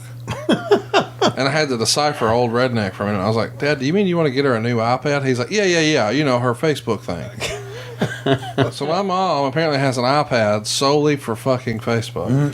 That wouldn't surprise me. My Facebook Messenger, every other message is from my mom sharing some dumb shit with me. Now, luckily, she'll never hear this, so I won't mind. Because this is not on Facebook, Right. That's right. Well, Terry's beautiful. What are your favorite parts of Terry's personality? My favorite part of Terry's personality is her wit, her charm. Yeah. Yeah, and she had she had a real nice mouth on her. Oh, really? Yeah, she did. Is there something you need to tell us about? No. Jesus Christ. No, she did. I mean, God. she had a very nice shape to her mouth. No, stop it. See, No, I got choked on my vanilla diet orange, 0 sugar, Splenda. she had a real nice mouth, and Vince knew this because that's why he had That's her. how she got hired. No, What? no, She's a good promo. no. Oh, she wasn't a good promo. Yeah, she was a good promo, but That's what you were talking about, right? they had it. That's why I had her with a cigar because it looked. She had a Yeah. nice looking mouth. Some people have nice looking mouths, and she did. Okay. Okay, enough of that. Yeah. Okay. Yeah. So, random Hollywood trivia. You took me to see I Love You Man when it came out in theaters. right. Jason Segel's name for his scooter is Marlena. By the way. That's a deep cut right there. Yes, it is. Did you ever see the episode of Shotgun Saturday Night where Marlena dropped her top and flashed her boobs? No. So Goldust could win. They showed it on TV. No, from the back. Oh, really? But, the After magazines were there to snap a picture. Yeah. Someone published a picture of her without her top on. Wow. But what she had was, like, flesh-colored stuff over her nipples. Oh, okay. She couldn't see, but still. Right. It was a little risque for the WWF at the time. Yeah, it was. And especially because I know how Terry was, it was probably very difficult for her to do. Okay. It was. At least the Terry Boatwright Runnels that I knew. I didn't say I don't know her that well. Yeah, I do. She posted pictures earlier this week when somebody said, "Oh, you don't look like that anymore," or something. And she posted a bunch of recent photos of her. And one of them was a picture she took with Bruce Pritchard and myself. And when she posted it, she made sure that she cropped off me from the nose up. So you could see me nose down, but not nose up. And when I responded and said, "I like that you got my head off," one of the fans of our show who know that you're a Batman asshole photoshopped the Batman head on top. So it made me look like Batman. So I'm a Batman asshole, huh? Well, look at this fucking room, dude. I mean, the pizza we just ate is on a Batman table. And underneath the TV is a Batman mask that I can only assume you put on whenever you get the Blue Chew in you. And you get up and whistle, and Lois is here, and I'm Batman. I made that table. Yeah, Chris Well, it looks made that. badass. Yeah. Now, I am curious, though. You can tell me you never put that mask on? I know you've put that fucking mask I put the I got that mask on and wore it around C2E2 that second day. Can we get you to put the mask on for the rest of the show? No. It would be great for Patreon. Do it for the Vine. The Do Vine. you even know what that Do it means? for the gram. I don't know what the Vine Well, lots of people on this show were doing stuff for the gram back in the day, pre-Instagram. Hey, have you ever tried like asking Lois for like a blowy, and then if she says no, then you come back and with the Batman hood on and say, "What about now? I'm Batman." is. No, I Just never. see? No, I never did that. That's not a bad idea You though. should try it. Yeah. Our gimmick attorney, the Costco of trademarks, Michael Dawkins, recently learned about bat wings. The bat wings. Yeah. Right. Yeah, you taught me about bat wings. He told you about that today? No, you taught me about bat wings. Oh, that's right. Right. You know, Michael Dawkins was here in Atlanta. Did you invite him to the, what do we call in your house? The Dog Hair Palace. No, we got to have something that rhymes. Okay. Oh, Lois's lair. Lois's Lair. There you go. Because she didn't leave the house. No. She's got, what's that called? Agoraphobia? Yeah. Afraid to leave the house? Is that what agoraphobia is? I think so. I thought agoraphobia was just being a lazy ass. Oh, so Okay. can I clip that out and send it to her, see what she thinks? Please do. That'd be nice. Well, I know that what Chris has is a horophobia. As a married man, he can't be near the shenanigans. He has a horophobia. Okay. But that must skip a generation because you are just covered up with them. How many makeup chairs are you going to bust through in AEW? I'm not going to even. I'm not going to even put makeup on AAW. Now, I'm not talking about your makeup. I'm talking about you. Talk about WCW. You go back when the ladies were getting their makeup on. Okay. And you'd hang out back there. By the way, play this audio. This is the worst Shawn Michaels interview you've ever heard. Can't We wait are to get your moments phone. away from the match where you face Mankind.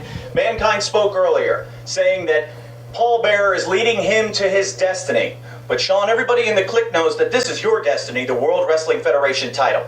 You know, not since I won the World Wrestling Federation title have I gone out and defended this belt and been really, really nervous, you know? And the reason for that is because I feel like I can out-wrestle anybody in the World Wrestling Federation. But let's face it, I am wrestling the wackiest cat that the World Wrestling Federation has ever seen. If I could go out there and wrestle him, I'd have all the confidence in the world. But you never know where this guy's coming from. So I gotta tell you, I'm a little bit jittery, I'm a little bit nervous, but one way or another, the Heartbreak Kid's gonna do what he always does, and I find a way to get the job done. Mankind is obviously one of the most unorthodox superstars in the World Wrestling Federation history. You found out a little earlier today on Superstars, could Mankind and Paul Bearer be planning some kind of plot? We've seen Paul Bearer use that casket before, many times with The Undertaker. Now that he's on Mankind's side, this could spell more trouble for you. You know, that's really a politically correct statement. Unorthodox, that's very nice. You know, this guy is whacked as the day is long. And yeah, they got caskets, they're playing mind games with me, and believe me, if there was a mind up here that you could play with, you could get the job done. But unfortunately, there's not a whole lot upstairs when it comes to Shawn Michaels, and thank goodness, because otherwise, I'd really be in trouble, and I'm already nervous enough as it is. Mankind, Paul Bearer, one way. I really don't know how. Up to this point, I'm about to walk up to the ring, and I've got no idea how it is I'm going to deal with you two. I guess I'll just think on the job, I suppose. All right. Thank you very much, World Wrestling Federation champion Shawn Michaels. Well, He covered his head in frustration and realized, what the fuck was that? Can we do that over? Right. Need another one? That was pretty. And there's the casket. The Druids pushing it out to the ring. One Okay. of those is probably Jobber Schiavone. Okay, so smart me up here. Is Mankind in the casket? Well, we don't know. Do we? Well, there's Paul Bearer. It's like he's waiting on Mankind. This is really creepy, isn't it? The part, which part, I Yeah, guess? all the parts. I mean, Paul Bearer was a creepy character, wasn't it? Oh, well, I mean, he's supposed to be, right? Right, but he played it quite well. I'm just glad they never made him, like, start snapping and dancing and rapping like Adam's Family. We do what we want to do, say what we want to say, live where we want to live, live where we want to live, Adam's Family.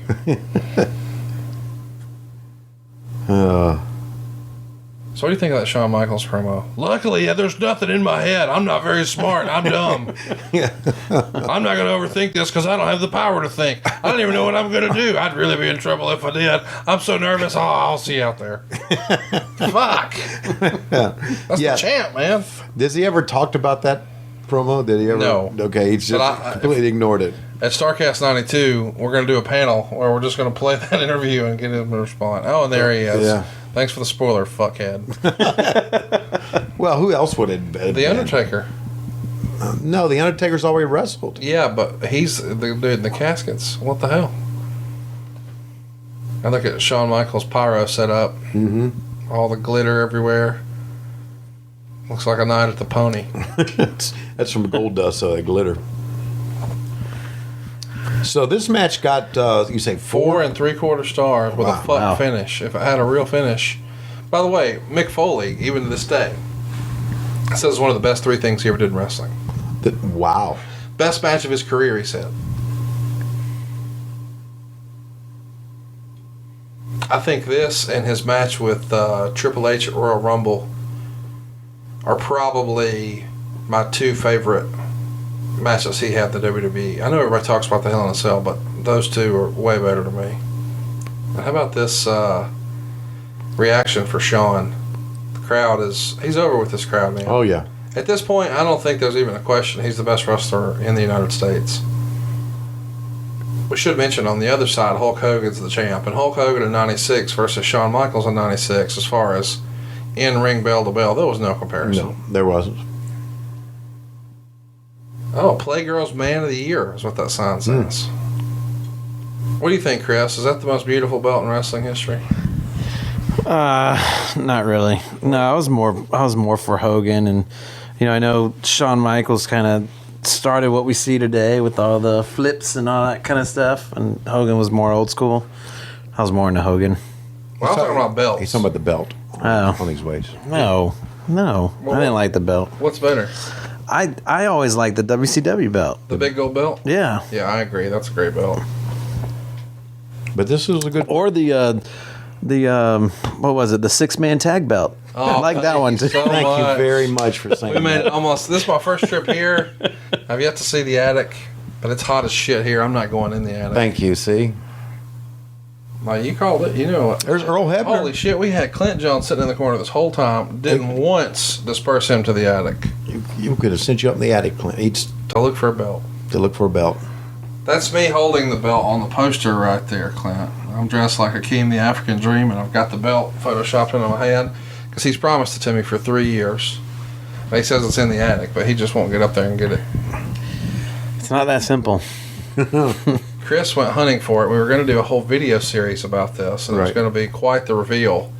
Chris got up there, caught hepatitis, got bit by a spider, got rushed to the emergency room, nearly passed out from heat stroke, and came away with nothing. Nothing is right. It's like Raiders of the Lost Ark for gimmick belts. Yeah. He chose unwisely. Well, he was just trying to fulfill his dad's broken promises. Oh. But, you know, he grew up with The promise still stands. The promise still stands. So if you find the thing you never look for, I can have it? Right. Got it. Mm-hmm. That's a hell of a I did mark a $7,500 finder's fee. I'm fine with that. Okay. The belt's worth that to me. And what I'll do is I'll pay you about as long as it took for him to pay off on the belt. So hit me about 3 or 4 years after you deliver. And I'll just keep maintaining. The promise still stands. Up and over with Mankind. Wow.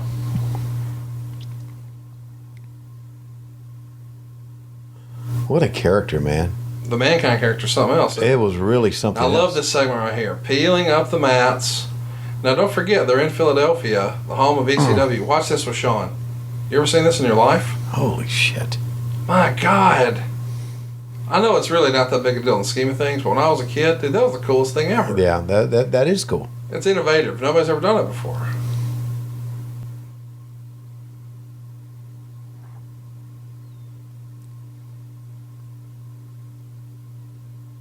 It's crazy to think what would be.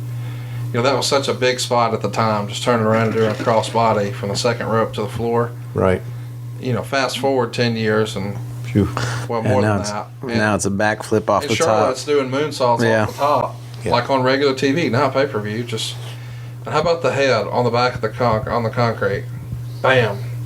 You know, Mick always liked to take those crazy bumps, like we talked about. He always thought that was. And we always told him that, you know, the fans can only see it. They can't feel it. So don't hurt yourself. Look how agile Shawn was when he leaped to the top rope right there. This is probably the physical peak of Shawn's wrestling career. Yeah, he looked great. Covered in glitter, which at first you would think is just something he wore to the ring, forgetting that Goldust used to distract the Undertaker and throw it in his eyes. Big clothesline. Yeah, great bump he took right there. It's funny, there's a theory that I've heard somebody say about Shawn, that Shawn always wanted to, or never really worked well with the quote-unquote good-looking guys. If you were what he felt was an attractive guy who could wrestle, then you were a threat to his spot. But if you were Mick Foley, you were not a threat. So therefore, he would pull out a great match and not be difficult to get along with or do business with. But supposedly, if you're a good-looking dude, Shawn could be difficult to work with because he felt like he might be taking a spot from him. Wow. That sounds like ego run amok there. Oh my God, amongst wrestlers, are you kidding? What a great camera shot that was. Excellent. Yep. I like when companies would try new things. I don't feel like there's enough of that right now. Nope, there's a lot of the TV production these days feels sprint, slather, repeat, paint by numbers. Right. I agree. Corner cam, that was fun. I think I've often said this, and I've been saying it now behind the scenes in AEW. I said, let's take a look at a wrestling match and let's think of something different to do. Yeah. Think outside the box. You mean from a production standpoint? Yeah, from a production standpoint. Yeah. Well, you know, there's been times where they did like the like from the top down camera angle. Right. They usually do that in WWE for like big ladder matches or whatever, but I like that. Yeah, I do too. How about Shawn expected him to charge after him and he didn't? Shawn looks legit pissed there. I like that Shawn's working a much different style. It's a brawl. Right. Lots of punches, lots of kick. Historically, that's not what Shawn's about. So who's calling this match? Is it Shawn or is it Mankind? Well, you would think normally it's the heel, but I would be curious to see what it is here as well. You would think that Mick would have probably deferred to Shawn, being the elder statesman, at least within the company, and the top guy. Now that was the claw was Mankind's hold, right? The mandible claw. The mandible claw. And do you remember the movie The Fugitive? Yes. So in the movie, or in real life, the guy who Harrison Ford was playing, he became quite famous, and he ventured into wrestling because, you know, he had a lot of name recognition from all the shenanigans with that. So he created, because he was a doctor, a quote-unquote nerve hold, and it would be what Mankind's using here, the mandible claw. So there were, as Jim Ross has explained, there were two mandible claws. There was the one where Mick really didn't care for you, and he would legitimately stick that apparatus that has two fingers in your mouth. And the idea would be that he's pressing underneath your tongue, and it's a nerve hold that makes your body just go limp or whatever. I guess there is some science to that if it was really applied. We can try it after this on Clint. No, that's okay. No. Or you could do a working mandible claw like this, if you can see, where I would just fold the thumbs down, and on camera it looks like it's in, but it's really not in. So it's sort of like Showtime porn. No real penetration, just simulated penetration. And if he didn't like you, it's just, you know, shoot porn. Shoot porn. How about that? Oh my suplex into the steps. Pretty innovative spot there. Yeah. A calf muscle. No, that hurt. That had to blow out a calf muscle. Oh my God. Or a. How about the other angle? They knew it was coming and shot it well.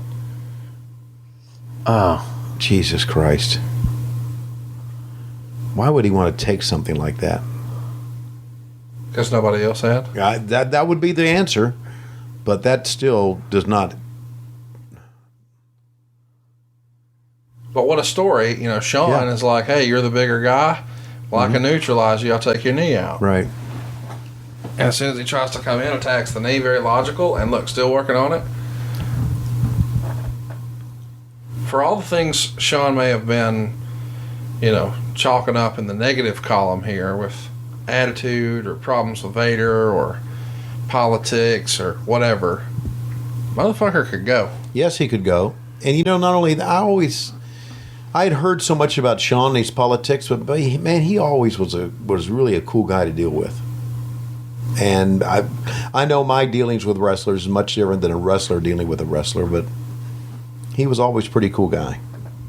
When did you deal with Shawn Michaels? 1989, when he was with the Rockers, and I worked with the WWF.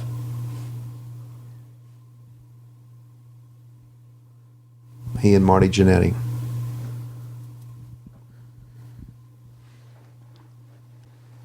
Just to help you out, that was 30 years ago. Ooh. Not yet. Yes, 30 years ago. 30 years ago. It's amazing, isn't it? I was with the WWF 30 years ago.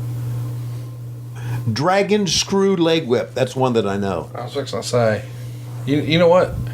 With the debut of AEW on TNT right around the corner, do you want to get in the practice here and call us some action? No, because I'm not going to really be calling action. I'm just going to.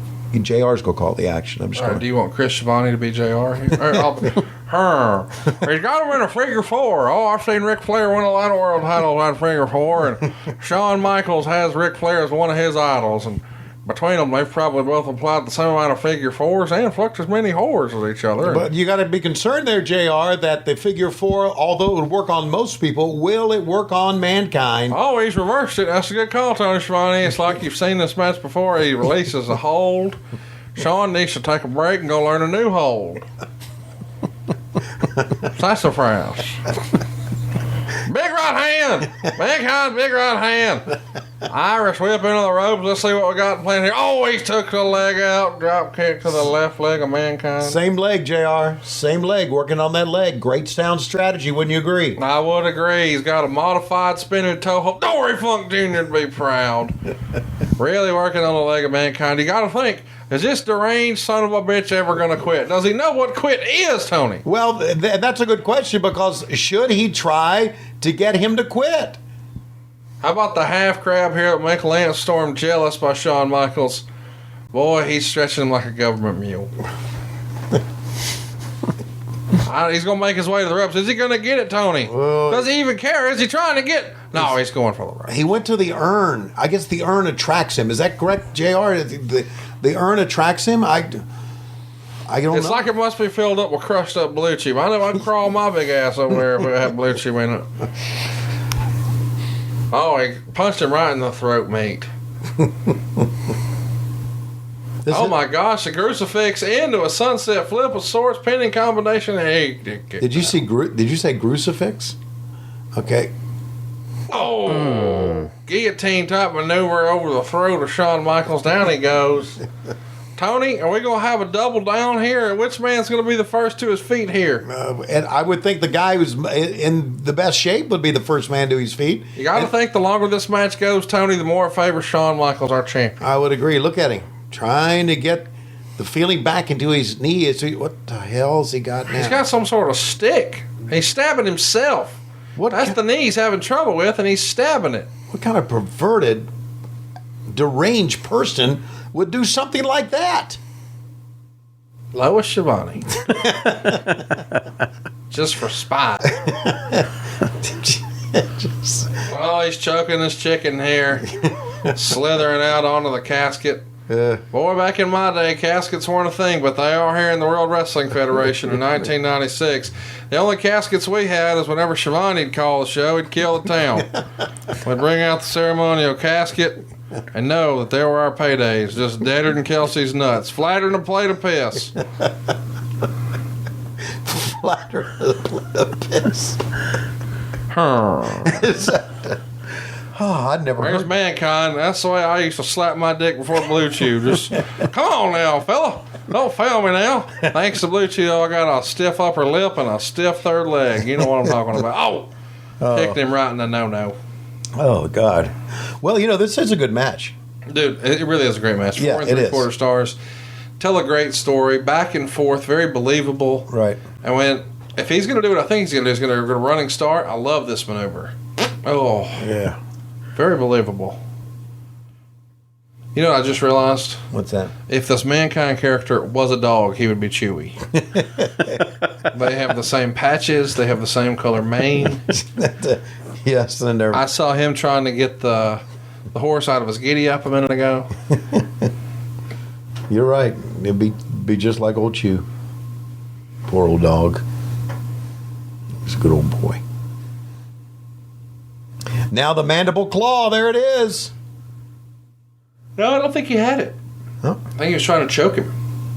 If he can cut off the breathing, that is the advantage we talked about because Shawn is a superior athlete. He's probably got the better wind of the two. And if Mankind can take that away from him, take that wind away, he can level the playing field, and then he can just lean on him with his weight and really tire him down, driving him into the canvas. Okay, I've got a question about Cactus Jack, Mankind, Mick Foley, and Dude Love. Alrighty. Well, none of them exist at this point. It's just Mankind. Okay, but I'm talking about the timeline of his career. So Cactus Jack was with us. When he went to the WWE, he became Mankind, right? I tried to get Mick Foley hired for years. And JR, the good old JR, would campaign for his friend Mick, and Vince would never go for it. And then eventually, Vince gave in and said, fine, you can hire him, but I'm letting you do it just so I can teach you a lesson. And I said, well, what's a lesson, Vince? And he said, you need to see what it's like to let a talent break your heart when they let you down. So he let me hire Mick Foley just so Mick would fail and he could rub my nose in it. And I got really excited that I could hire Mick, and Vince said, one concession. And I said, what's that? And he said, cover his ugly fucking face. So they put him in a mask, and he on his own patched up his hair, and he made it work. And about a year after this, a little less, maybe 7, 8, 9 months, I sat down with him on Raw and did a series of interviews about why are you the way you are? And he told me it was because when he was a kid, none of the girls wanted to fuck him, play with his little pee-pee, and they would instead make him eat worms, because that's what he belonged. He didn't belong with Cooter, see? He belonged with worms. And so he ate the worms, and the kids laughed, pointed, and he decided, I hate everything about these motherfuckers like Shawn Michaels that are good-looking and in shape and fucking Cooters, and I hate them. And so he created his own persona, what he wanted to be, and he called himself Dude Love. He painted a heart on his chest, and he jumped off houses, you see, and he filmed it. Yeah. He wanted to be Dude Love, but he couldn't because he's got a satchel ass. And he's got, well, not matinee idol looks. He looks like he's from Oklahoma, see? And he became Cactus Jack. And at the end of that interview, after he explained all this, that son of a bitch put a mandible claw in. That was a working mandible claw, so it wasn't that bad, but it looked devastating. And then somehow, because we didn't know what the fuck we were doing, because Vince Russo was involved, even though he attacked good old JR, he climbed the top of a cage to beat up Triple H and opened his shirt and showed off the little heart painted on his chest. He was calling himself Dude Love. He channeled his Dude Love to beat Hunter Hearst Helmsley, and the fans were behind him. So he created Dude Love in the summer of 97. And then in September of 97, when the feud with Triple H got to another level in Madison Square Garden, well, he decided to bring out a third persona, Cactus Jack, and get hardcore and pile drive Hunter through a table right on the stage there at MSG. So we got all three of our faces of Foley. We started with Mankind, then we checked out some Dude Love, and we wound up with Cactus Jack. And, of course, he went on to be most famous as Mrs. Foley's baby boy, Mick Foley. Great story. Thanks, JR. And you made him a superstar. Yes, he I probably did. just would have been an old mid-carder trying to get a rub on a taped Raw. But you had to fuck it up because you were teasing a rematch with Goldberg and Kevin Nash, which wasn't going to happen. Yeah. Y'all said he's out here raping Miss Elizabeth. Goldberg in January 99 didn't have to rape nobody. He was Cooter Palooza for Goldberg. Cooter Palooza. Cooter Palooza. Cooter Palooza. What'd he do? He'd jackhammer one, then he'd stand up, he'd wipe his dick off and yell, "Who's next?" That's what he'd do. Keep score on the bedpost, 161-0. Just knocking cooters out left and right. Oh, God. Oh, How shit. about that power slam from Shawn Michaels? Pretty awesome. Especially a 287-pounder. Yes, absolutely. I mean, realistically, what do you think Shawn weighs here? 200? Oh, yeah. I was thinking about 215, 220. I don't think he's that much.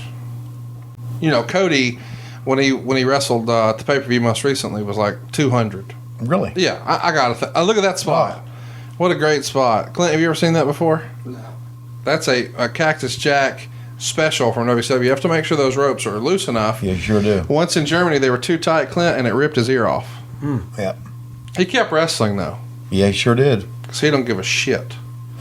And Ric Flair was in the back, and they brought him the ear. And said, "Hey, what do we do with this?" And he said, "What the fuck is it?"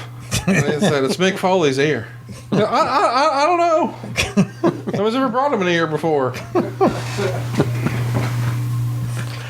Hypothetically, if you're in AEW and somebody brings you Dustin Rhodes' ear, right? What will you do with it? I'd put it on ice and make sure they'll be reattached. No, I'd fucking make a necklace out of it. Oh, look at Hugo Savinovich. Oh, Hugo. What a what Hugo would sell. Yeah. I don't think he had to sell that one. He No, he scooted out on purpose. And okay. There's Tito Santana trying to sell it. Oh, punch the chair. By the way, remember, we're in ECW. Right. So, not ECW, Philadelphia, the home of ECW. Imagine how much the fans are loving the violence, the outside stuff, the weapons. Yeah, but, you know, I mean, are ECW fans in this? I mean, I'm sure they're chanting ECW all night. Really? The whole night? Yes. Okay. But those are the loud ones. That doesn't mean they're mostly ECW fans. Yes, we're aware, Tony. Okay. If they could have sold 15,000 seats, they would have. They sold 1,100. I get it. Oh. Casket on one side, table on the other. I haven't used that casket at all. Here I am, stuck in the middle. I got it. Very good. How about trying to disable the mandible claw now? All right.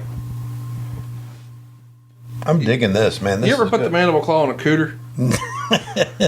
I have it on good authority. If you mandible claw and you go up and down real fast, you get a little surprise.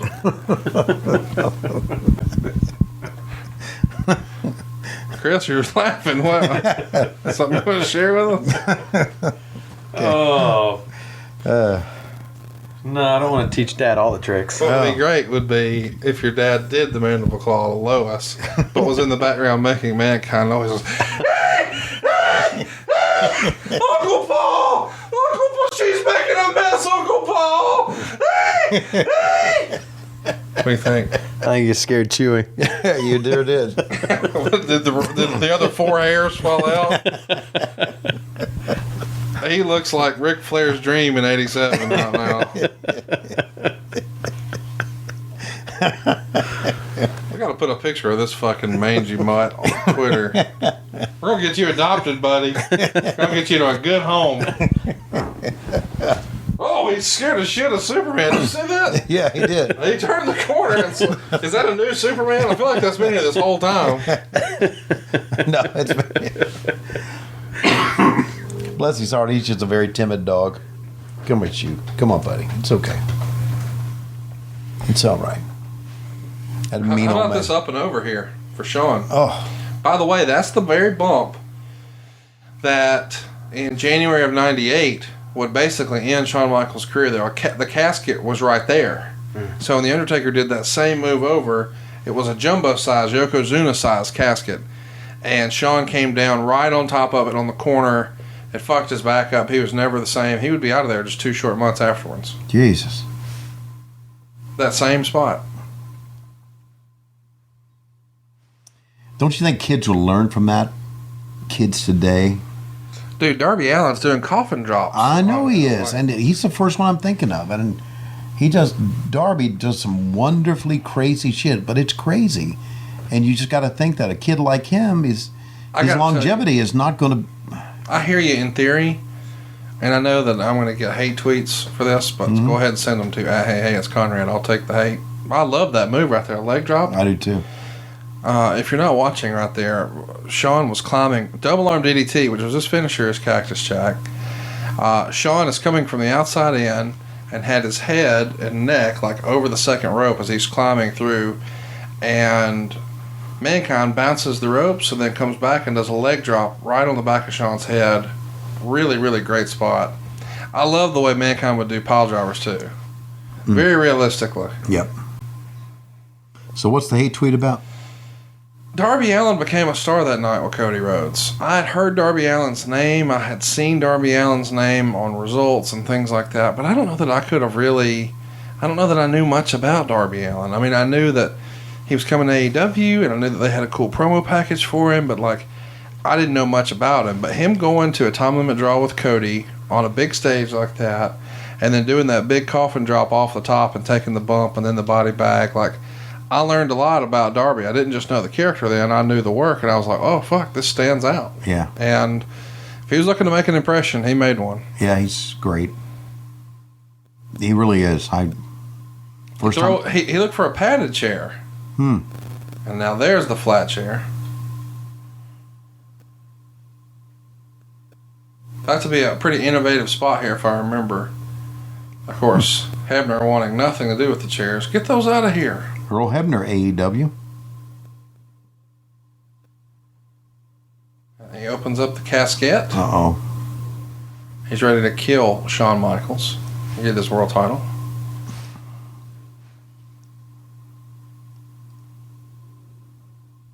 How about saying on commentary, boy, the referee's really being lenient here.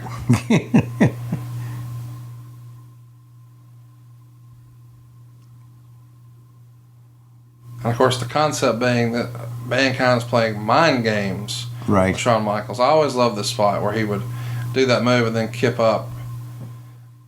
Crowd's right away into it, and usually that means he's going to get ready to, quote, tune up the band, Tony. He's going to get in the corner and start stomping, teasing the super kick. The first person you saw do a super kick, Chris Adams? Yes. Who had a better super kick, Chris Adams or Shawn Michaels? Shawn Michaels did. Cross body for the pin, kick out. Fans thought that was it. Yeah, they were ready. They thought that was the finish. Right. But, you hadn't seen a finishing maneuver yet. It's funny, now you've got fans trained. Right. These days, you got to kick out of 7 finishers before you win with a roll-up. Back then, though, that could have been it. Right. Yeah, they tore the house down here. Oh, tremendous match. Yeah.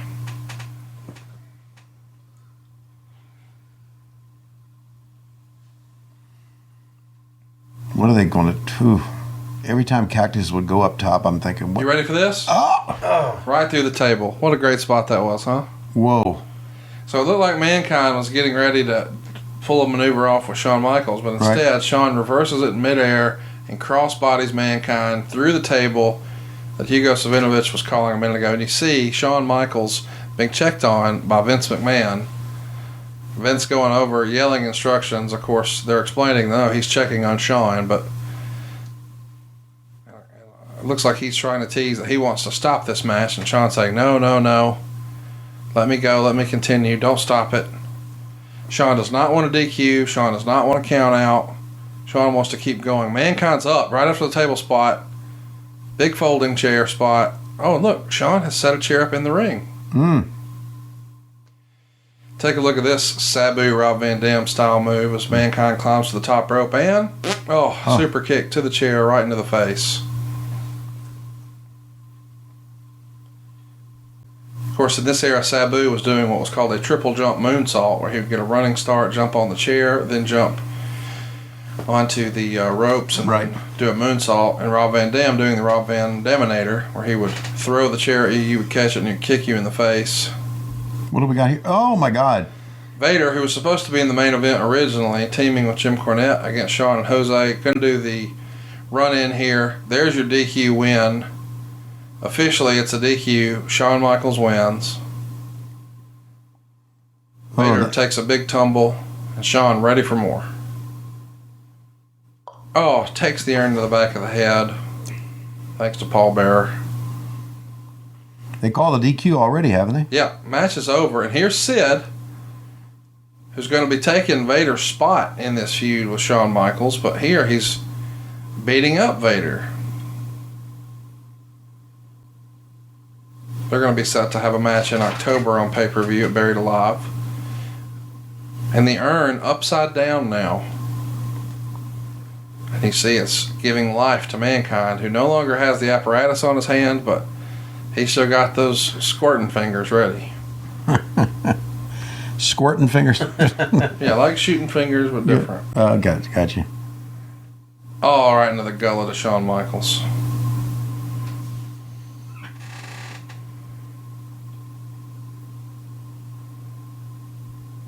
Down goes Shawn. Look at the fans concerned.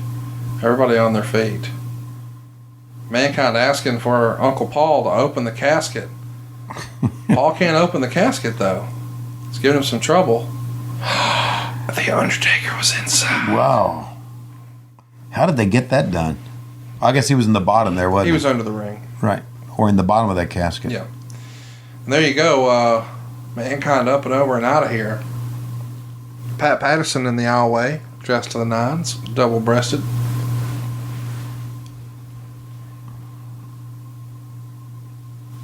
And next month on pay-per-view, one of these men will die in a Buried Alive match. Well, you know what? It was a screw job finish, as we like to say, but it was great match. It was a great match, and the finish was pretty cool when they used, the Undertaker and. I would have liked to have seen a clean finish. I would have liked to have seen Shawn super kick him and get the win, but they kept Mankind strong for the next month, and they're playing his music now. And you could tell when they were ready to start playing the music, Shawn yelled, "Get the belt." Earl went and got the belt. Now we're going to see a little celebration with Shawn and his clique, which is what he called his fans. All the girls in the crowd consider themselves the clique chick. Gotcha. But backstage, we know the clique chick is actually Sonny. He's been beating the dog out of it.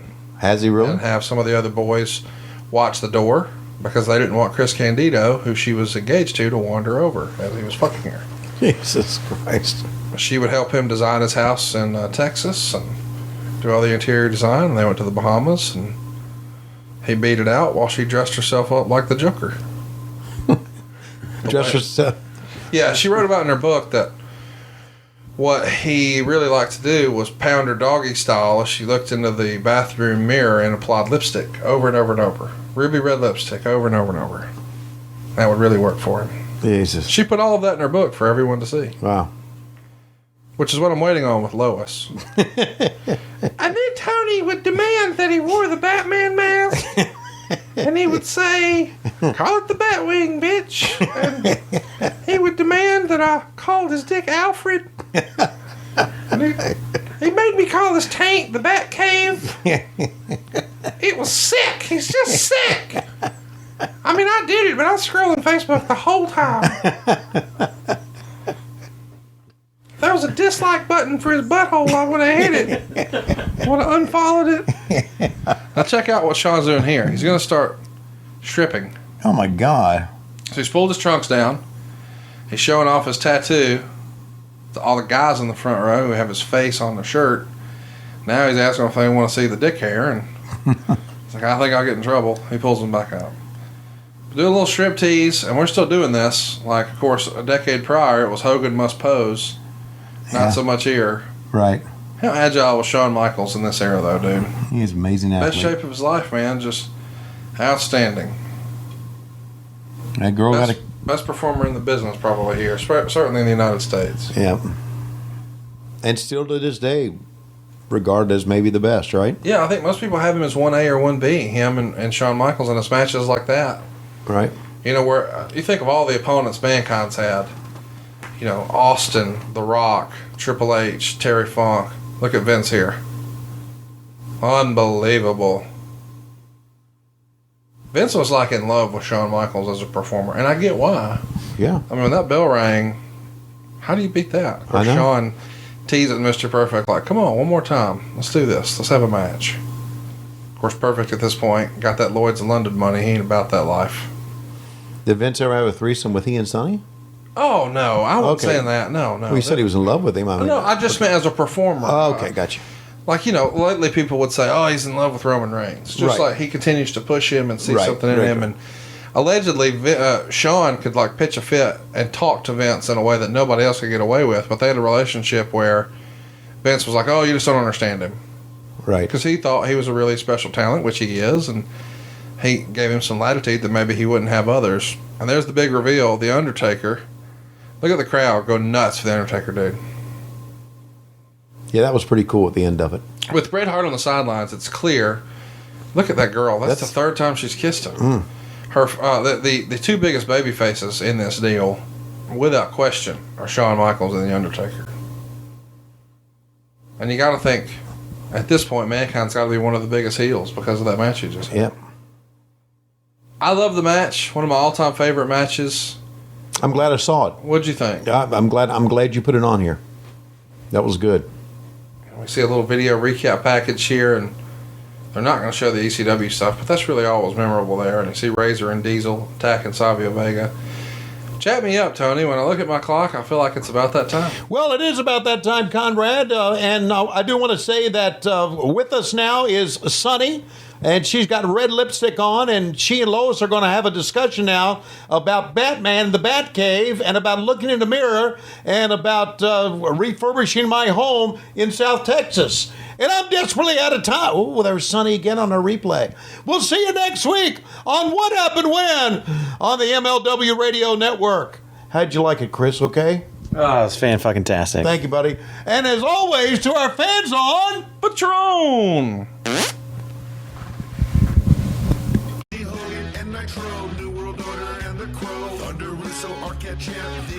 Simulcast. Tony's back with Conrad, not your classy podcast. Watch along, try not to laugh. Lowest rules can't pass. This wasn't the initial plan. Tom Zig's a good-looking man. Klondike Bill, make a trip. Tommy, you come over here.